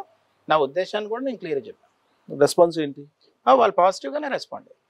మరి ఈ విధంగా ప్రచారం పార్టీకి నష్టం? ఈసారేం కాదు కదంటే ప్రచారం, ఈసారేం కాదు కదా, ప్రతిసారి అదే ప్రచారం చేస్తారు. ఆ ప్రచారాన్ని ఏంటంటే వాళ్ళ డెసిషన్ అల్టిమేట్ గా తీసుకోవాల్సింది బాస్ చంద్రబాబు నాయుడు. అల్టిమేట్ గా ఆయన తీసుకోవాలి. He has to take a call. So దాన్ని ఏం కాల్ తీసుకుంటారు అనేది నేను వెయిట్ చేస్తున్నాను అంతే. ఎందుకంటే నాకు తెలిసి ఎవరైతే కొన్ని పేర్లు ఏవైతే ఉన్నాయో మెంబర్షిప్ కూడా లేనప్పుడు అది మాట్లాడవలసిన అవసరమే లేదనుకుంటాను. ఈ మధ్యకాలంలో నాన్నగారు ఒక కామెంట్ చేశారు, బురద పాములు వస్తున్నాయి కొన్ని అనేది. అది ఎవరి గురించి కామెంట్ చేశారు? ఇప్పుడు లేటెస్ట్ గా వచ్చిన వాళ్ళ గురించి, అంతకు ముందు సైలెంట్ గా ఉండి ఎవరైతే కష్టకాలంలో కార్యకర్త కష్టాల్లో ఉన్నప్పుడు, హత్యలు జరిగినప్పుడు, చంద్రబాబు నాయుడు గారు మీద రాళ్ళు వేసినప్పుడు, చంద్రబాబు నాయుడు గారు ఫ్యామిలీని దూషించినప్పుడు, లోకేష్ గారిని కాల్ లాగినప్పుడు లిగ్మెంట్ అయి బాధపడి కష్ట సమయాల్లోని ఎవరు మాట్లాడకుండా అయితే ఎవరైతే ఉండి కరెక్ట్ గా 1 year ముందు మాట్లాడతారు వాళ్ళని బురద పాము అంటారు ఆయన. ఇప్పుడు ఆ బురద పాము అనకాపల్లికి వస్తుందా, లేదా భీములకి పరిమితం అవుతుందా, ఎక్కడ పరిమితం అవుతుంది? నాకు తెలియదండి, నేను దాని మీద ఏం మాట్లాడదలుచుకోలేదు. ఎందుకంటే ఆయన కాంటెక్స్ట్ అక్కడ పేరు చెప్పలా, బురద పాము. అందుకే బురద, నేను కూడా బురద పాము. ఆ కాంటెక్స్ట్ లో ఏంటంటే ఆయన ఉద్దేశం, నేను అడిగా అదే క్వశ్చన్ అడిగాను, ఆయన్నే అడిగాను, మీరు ఏ ఉద్దేశంలో అన్నారు అని అంటే ఇదే చెప్పారు నాకు. ఏంటది? కార్యకర్తల్ని కేసులు పెట్టినప్పుడు కానీ ఏమి పెట్టినప్పుడు ఎవరైతే లేరో వాళ్ళకి సడన్ గా వస్తే వాళ్ళు బురద పాములకు ఎదురవుతారు అన్నారు. అంటే కరెక్టే అనుకున్నా అంతే. సో ఒక ఫ్యామిలీకి ఒకటే అనేటువంటిది ఒకటి వినిపిస్తుంది తెలుగుదేశం పార్టీలో. మరి ఇప్పుడు అనుకుంటున్నటువంటి బురద ఫ్యామిలీకి సంబంధించినటువంటి వాళ్ళే ఇద్దరు కనిపిస్తున్నారు వాళ్ళకి. అంటే నేనేమంటానంటే ఇక్కడ క్లియర్గా 2019లో ఎవరు కష్టపడ్డారా అనే విషయం మీద గమనించవలసిన అవసరం ఉందండి. 2019 నుంచి ఇప్పుడు దాకా కష్ట సమయాల్లో నిలబడిన వాళ్ళు ఎవరు అనేది చూడవలసిన అవసరం ఉంది. ఆ సినారియోలో నేను చూసుకుంటే ఆ టైంలోని నాకు స్టేట్ జనరల్ సెక్రటరీ సార్ ఇచ్చారు, ఎందుకు నేను హార్డ్ వర్క్ చేస్తున్నానని. అప్పుడు నాన్నకి పొలిట్ బ్యూరో ఉంది. ఇది పోన్ ఫ్లాష్ బ్యాక్కి వెళ్తే 96లో నాన్న ఎంపీకి వెళ్తున్నప్పుడు, 95లో సార్ సీఎం అయ్యారు, 96లోని నాన్న ఎంపీకి వెళ్ళారు R&B నోదిని. అప్పుడు సార్ ఇచ్చిన మాట 2 tickets ఫర్ ద ఫ్యామిలీ. అప్పుడు అమ్మగారిని నిలబెట్టమన్నారు, వేరే వాళ్ళు నిలబెట్టమన్నారు, నాన్న నిలబెట్టలా. నాన్న ఏమన్నారంటే సమయం వచ్చినప్పుడు చూద్దాంలేండి, ఇప్పుడైతే మాత్రం శ్రీరామ్మూర్తి గారు అని ఒక ఆయన ఉన్నారు పెద్ద ఆయన నించోబెడతాను, ఆయన బాగా న్యాయం చేస్తారని కాంగ్రెస్ పార్టీ ఆయన రిటైర్ అయిపోయారు అప్పటికే, పిలిపించి మరి ఎమ్మెల్యే చేశారు. అప్పుడు ఎర్రంనాయుడు గారు మాత్రం 2 seats, అప్పుడు కళా వెంకటరావు గారి కుటుంబానికి కూడా జరిగింది. సో ఇది కంటిన్యూ అయి వచ్చింది, ఈ గ్యాప్ ఉంది ఫ్లాష్ బ్యాక్లో చూసుకుంటే. ఇప్పుడు నేను ఈ 4.5 years కష్టపడిన తర్వాత నేను స్వయంగా అడుగుతున్నాను నా పర్స్పెక్టివ్లో. ఇక్కడ ఫ్యామిలీ అనే పర్స్పెక్టివ్ చూడొద్దని నేను చెప్తున్నాను. ఎందుకంటే ఈ టైంలో ఎవరైతే నిలబడ్డామో వాళ్ళని మీరు కంపల్సరీగా అకామిడేట్ చేసి వాళ్ళు సపోర్ట్ చేయడం వల్ల రేపు రానున్న రోజుల్లో ఈ కష్టాలు ఎదుర్కొన్నాం కాబట్టి, లోకేష్ గారు బాగా కష్టాలు ఎదుర్కొన్నారు, మేము కష్టాలు ఎదుర్కొన్నాం, వాళ్ళకి ఎట్టి పరిస్థితుల్లోనే అప్రిషియేట్ చేసి ముందుకు తీసుకెళ్తే రేపు రానున్న రోజుల్లో పార్టీ స్ట్రెంగ్తన్ అవుతుందని నేను భావిస్తున్నాను. ఎందుకంటే పార్టీ ఏ టైంలో అయినా కానీ ఎలాంటి చిన్న క్రైసిస్ వచ్చినా పెద్ద క్రైసిస్ వచ్చినా, మొన్న చంద్రబాబు నాయుడు గారు ఇలా జరిగిందండి అన్ఫార్చునేట్గా, జగన్మోహన్ రెడ్డి కావాలని వాయిస్ చేశాడు, ఫాల్స్ కేసెస్ చేస్తే ఆ టైంలోని కార్యకర్తలందరూ కూడా, రాష్ట్ర అధ్యక్షులు వారు అప్పుడు అచ్చెన్నాయుడు గారు, లోకేష్ గారు ఏం చెప్పినా కానీ మొత్తం స్టేట్ అంతా ఫాలో అయ్యారు. అంటే కార్యకర్తల బలం అలా ఉంటుంది, రేపు ఫ్యూచర్ జనరేషన్ కూడా మనం అలా తయారు చేసుకోవాలి కదండి. సో దాంట్లో భాగంగా నేనేమంటున్నానంటే, నేనేదో ఒక ఫ్యామిలీకి సంబంధించి అలా కాదండి, కష్టపడిన ప్రతి ఒక్కడు అంటున్నాను. అంటే దానికి ఫ్యామిలీ అనే లేదు, పాదయాత్రలు ఎవరైనా కష్టపడితే వాళ్ళకి ఉన్నత స్థానం ఇవ్వాలి, ఇంకోళ్ళు ఎవరైనా కష్టపడితే అందరినీ లోకేష్ గారు గమనించారు, లోకేష్ గారు రాసుకున్నారు. నాకు లోకేష్ గారిలో నచ్చింది ఏదైనా ఉందంటే ఆయన ఒక మనిషి కష్టపడే విధానాన్ని చూస్తే మర్చిపోడు. ఓకే, ఇప్పుడు బురదపాము సరే, ఆయన పేరు ఏంటిది అందరికీ తెలుసు, బురదపాము అనేది.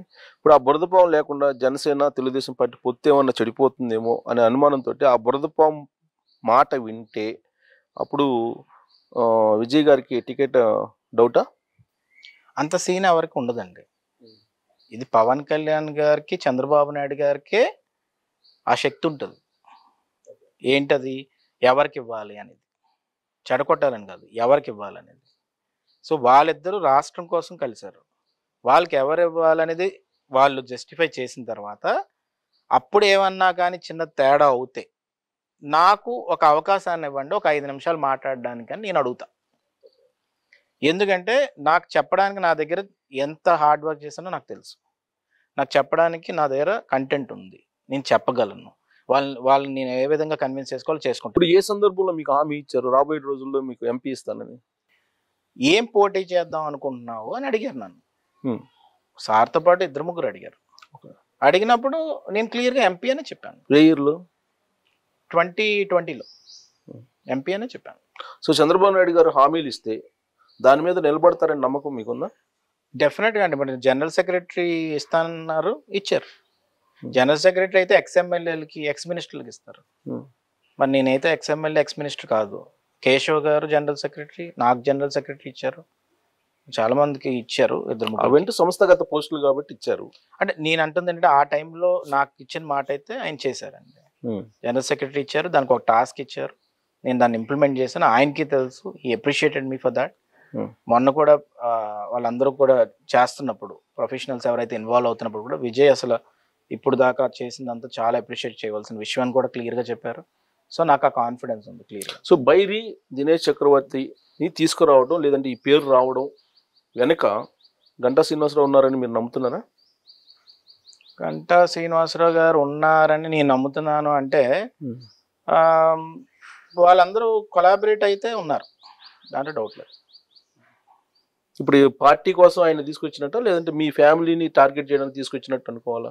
ఇంకా ఆయన పర్సనల్ ఐడియాలజీ మీద ఆధారపడి ఉంటుందండి అది. ఎందుకంటే మేమైతే ఎలా ఆలోచిస్తామంటే, ఇప్పుడు 99లో గంటా శ్రీనివాసరావు గారు ఎంపీ కావాలని ఆలోచించారు. అది తెలుగుదేశం పార్టీ గురించి ఆలోచించారు. సో గంటా శ్రీనివాసరావు గారు వస్తే తెలుగుదేశం పార్టీ జెండా ఎగురుతుందని ఆలోచించారు. దాని తర్వాత ఎవరు అవ్వాలన్నా ఎవరు చేయాలన్నా కానీ అది తెలుగుదేశం పార్టీకి ఉపయోగపడుతుందని ఆలోచన. ఇప్పుడు అనిత్ గారు ఉన్నారు పాకిరోపేట, 2014లో నాన్నగారు బాగా సపోర్ట్ చేశారు. ఆమె కూడా ఇప్పటికీ అదే చెప్తుంది.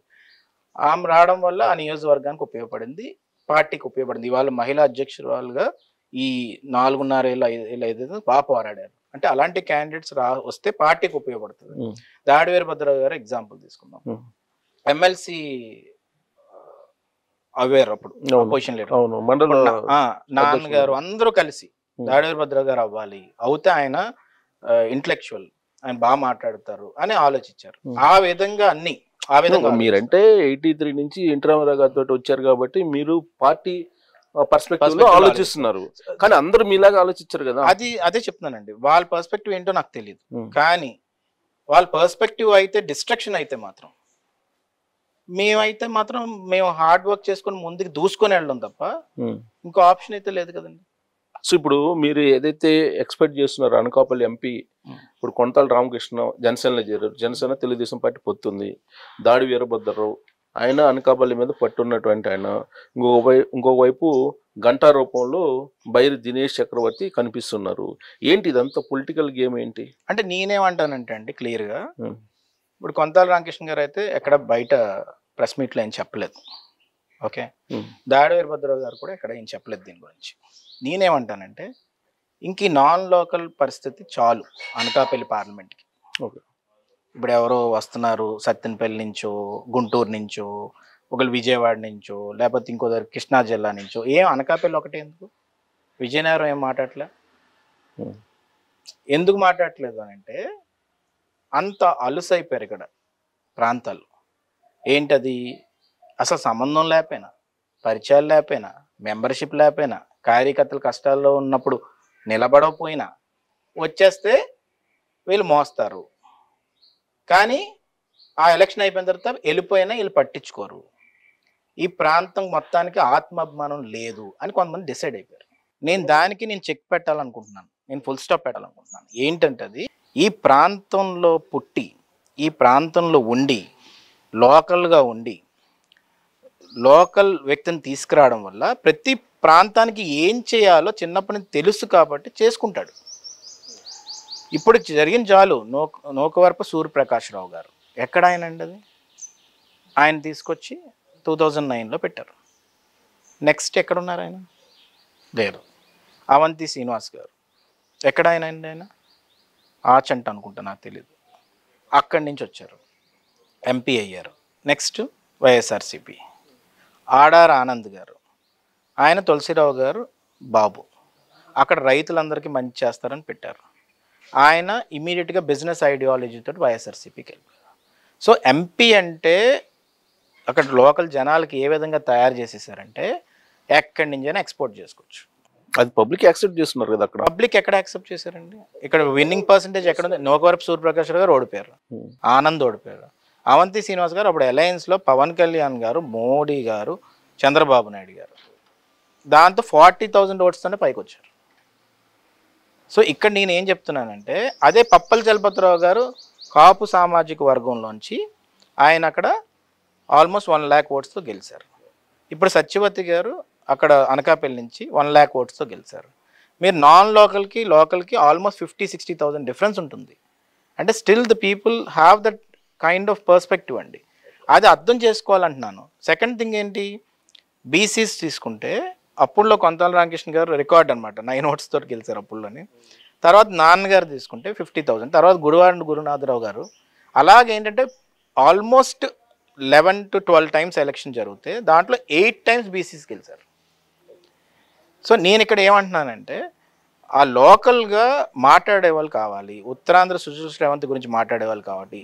ఏటికొప్పాక షుగర్ కేన్ ఫ్యాక్టరీని క్లోజ్ చేస్తే దాన్ని ఓపెన్ చేసిన వాళ్ళు కావాలి.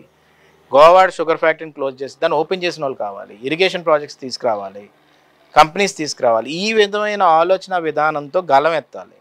అది నేను మాట్లాడిన తర్వాత కొంతమంది దాన్ని కంటిన్యూ చేసేస్తున్నారు. మేము ఇక్కడే పుట్టాము, మా నాన్నగారు ఇక్కడే ఉంటారు. ఇప్పుడు ఎందుకు వచ్చింది ఆ మాటలు అంటే ఒకటి గలం ఎత్తాలి ఫస్ట్. అది నేను ఎత్తాను.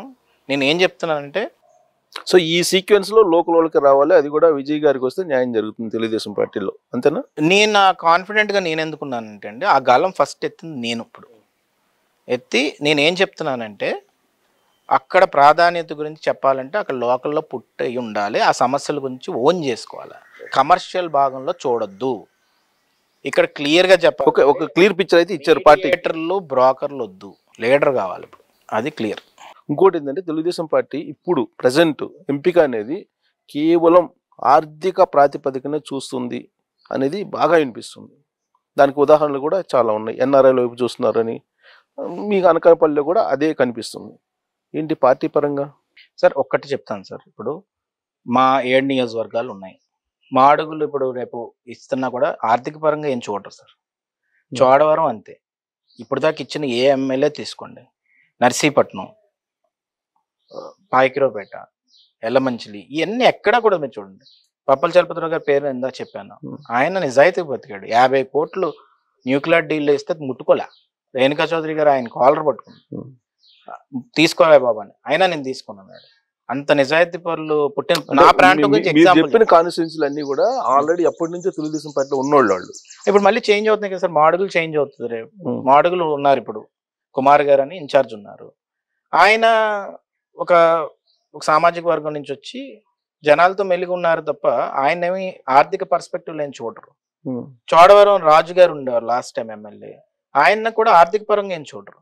నేను ఒకటేం చెప్తాను, నేను మా దగ్గర ఎగ్జాంపుల్స్ ఎందుకు చెప్తానంటే మా దగ్గర 6-4-5 ఎగ్జాంపుల్స్ ఉన్నాయి కాబట్టి. సో మా దగ్గర బండారు సత్యనారాయణమూర్తి గారు ఉన్నారు. ఆయన ఆర్థిక పరంగా ఏం చూడరు, లీడర్ గా చూసుకుంటారు. అలాగే ప్రతి దగ్గర మీరు చూడండి. సో ఈ మధ్య కాలంలో బండారు సత్యనారాయణమూర్తి గారు కానీ లేదంటే అయ్యన్న పాత్రుడు కానీ కొంచెం దూరంగా ఉంటున్నారు, సైలెంట్ గా ఉంటున్నారు, వ్యూహాత్మక మౌనాన్ని పాటిస్తున్నారు అని చెప్పి అంటున్నారు. ఏంటది? అదేం లేదు సార్, అసలు చాలా ఫ్యామిలీగా ఉంటాం మేము. వాళ్ళిద్దరి మధ్య కాదు సార్, పార్టీ పరంగా ఇంత ముందు అగ్రెసివ్ గా వెళ్ళేవాళ్ళు కదా. అదే నేను చెప్తుంది ఏంటంటే ఆయన కేసు అయింది, ఆ రోజా ఏదో బ్లూ ఫిల్మ్ సంబంధించి అయింది కదా. అప్పటి నుంచి బండారు సత్యనారాయణమూర్తి అసలు ఎక్కడ కనిపించట్లేదు. అంటే కనిపించట్లేదు మీన్స్ అగ్రెసివ్ గా పార్టీ పరంగా మాట్లాడట్లేదు. ఈవెన్ అయ్యన్న పాత్రుడు గారు కూడా ఈ మధ్య కాలంలో ఎక్కడ కూడా కనిపించట్లా. ఏంటి రీజన్ ఏంటి? బండారు సత్యనారాయణమూర్తి గారు అయితే కంటిన్యూస్ గా మాట్లాడుతున్నారు సార్. నాన్నగారు కూడా మన ప్రెస్ మీట్ పెట్టి గట్టిగా ఇచ్చారు. అంటే ప్రతి సందర్భంలోని ప్రతిదీ రియాక్ట్ అవ్వరు, మాట్లాడతారు.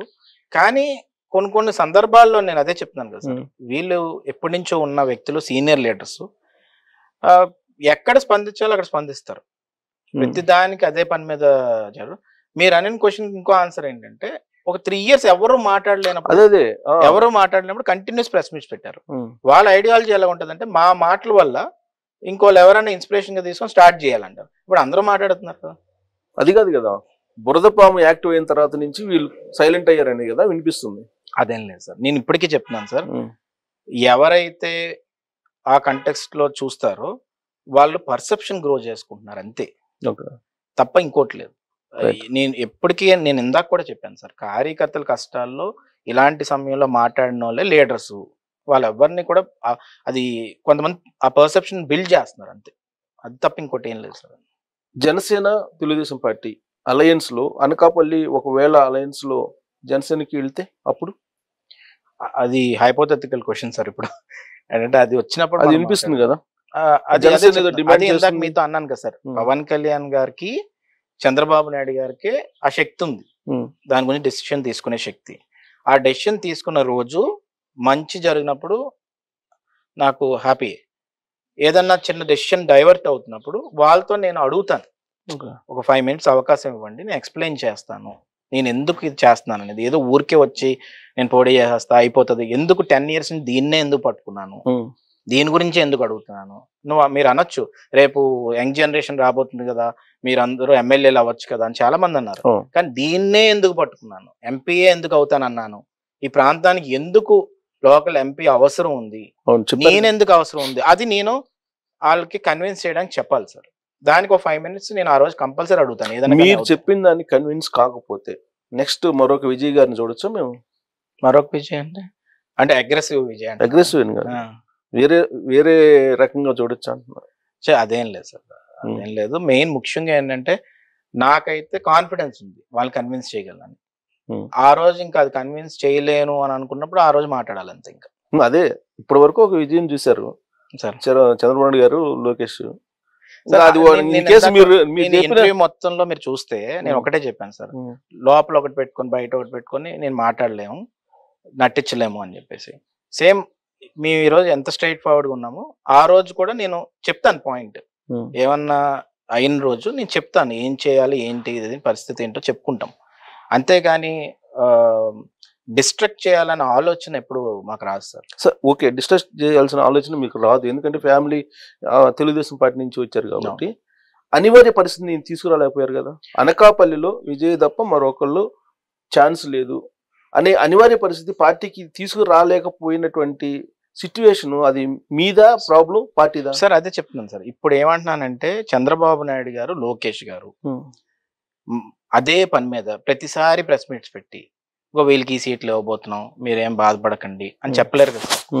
వాళ్ళిద్దరూ నాకు మాట ఇవ్వడం జరిగింది, క్లియర్ గా చెప్పారు. మాట ఇవ్వటం ఓకే, మీరు మాట ఇస్తుంటారు, అనేక మందికి మాట ఇస్తుంటారు, తర్వాత తప్పారు అనేది అందరికి తెలుగుదేశం పార్టీలో అందరికి తెలుసు. అంటే చాలా మంది విషయంలో సార్, నా విషయంలో అయితే ఎప్పుడు తప్పలేదు సార్, చాలా మంది విషయంలో నేను అనుకుంటాను. ఓకే, మీ విషయంలో తప్పకూడదని కూడా అనుకుందాం.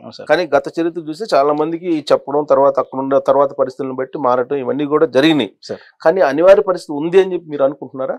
వాళ్ళకి ఇవ్వక తప్ప ఈ రోజు అయితే ఎక్కడ ఏ వాక్యూమ్ లేదు సార్. నేను ఎందుకు క్లియర్ గా ఇంత గట్టిగా కుండబద్దలు కొట్టినట్టు చెప్తున్నానంటే, ఎవరైతే నాకు అది కావాలి ఇది ఏ కాంపిటీషన్ లేదు సార్. కాంపిటీషన్ కావాలని కొంతమంది ఏదో తీసుకొచ్చి అక్కడ గుంటూరు నుంచి ఒంగోలు నుంచి తీసుకొచ్చి పెడతారు. పెట్టినప్పుడు నేను క్లియర్ గా ఈ రోజుకి చెప్తున్నాను కదా, మెంబర్షిప్ లేని వాళ్ళు, కార్యకర్తలు కష్ట సమయాల్లో లేని వాళ్ళు ఏమని మాట్లాడతారు? దానికి న్యూసే కాదు అది. అసలు అది ఇస్తారంటే అది నమ్మకూడదు ఎవరు. నేను అందుకే క్లియర్ గా చెప్తున్నాను కదా, వాళ్ళకి ఒక ఐడియా ఉంది, వాళ్ళు దానికి ఒక ఫిక్స్ అయ్యారు, అది త్వరలో అనౌన్స్ చేస్తారు. సో 100% అనకాపల్లి నుంచి ఎంపీ అభ్యర్థిగా తెలుగుదేశం పార్టీ నుంచి విజయ్ గారు ఉండబోతున్నారు, అంతేనా? ఉంటారు అనేది ఈ రోజు నేను ఖచ్చితంగా చెప్పగలను. నేను అనేది అనకాపల్లి ఎంపీ అభ్యర్థిగా ఉంటాను అని నేను ఈ రోజు 100% నేను చెప్పగలను. పవన్ కళ్యాణ్ గారు, చంద్రబాబు నాయుడు గారు కూర్చున్న తర్వాత అది అఫీషియల్ అనౌన్స్మెంట్ అవుతుంది. వాళ్ళిద్దరి నిర్ణయం కాకుండా అది అఫీషియల్ అనౌన్స్మెంట్ అవ్వదు. అదే నేను చెప్తున్నాను. థ్యాంక్ యూ వెరీ మచ్ అండి. 100% నమ్మకం ఉంది, మీ నమ్మకం నెరవేరాలని కోరుకుంటున్నాను.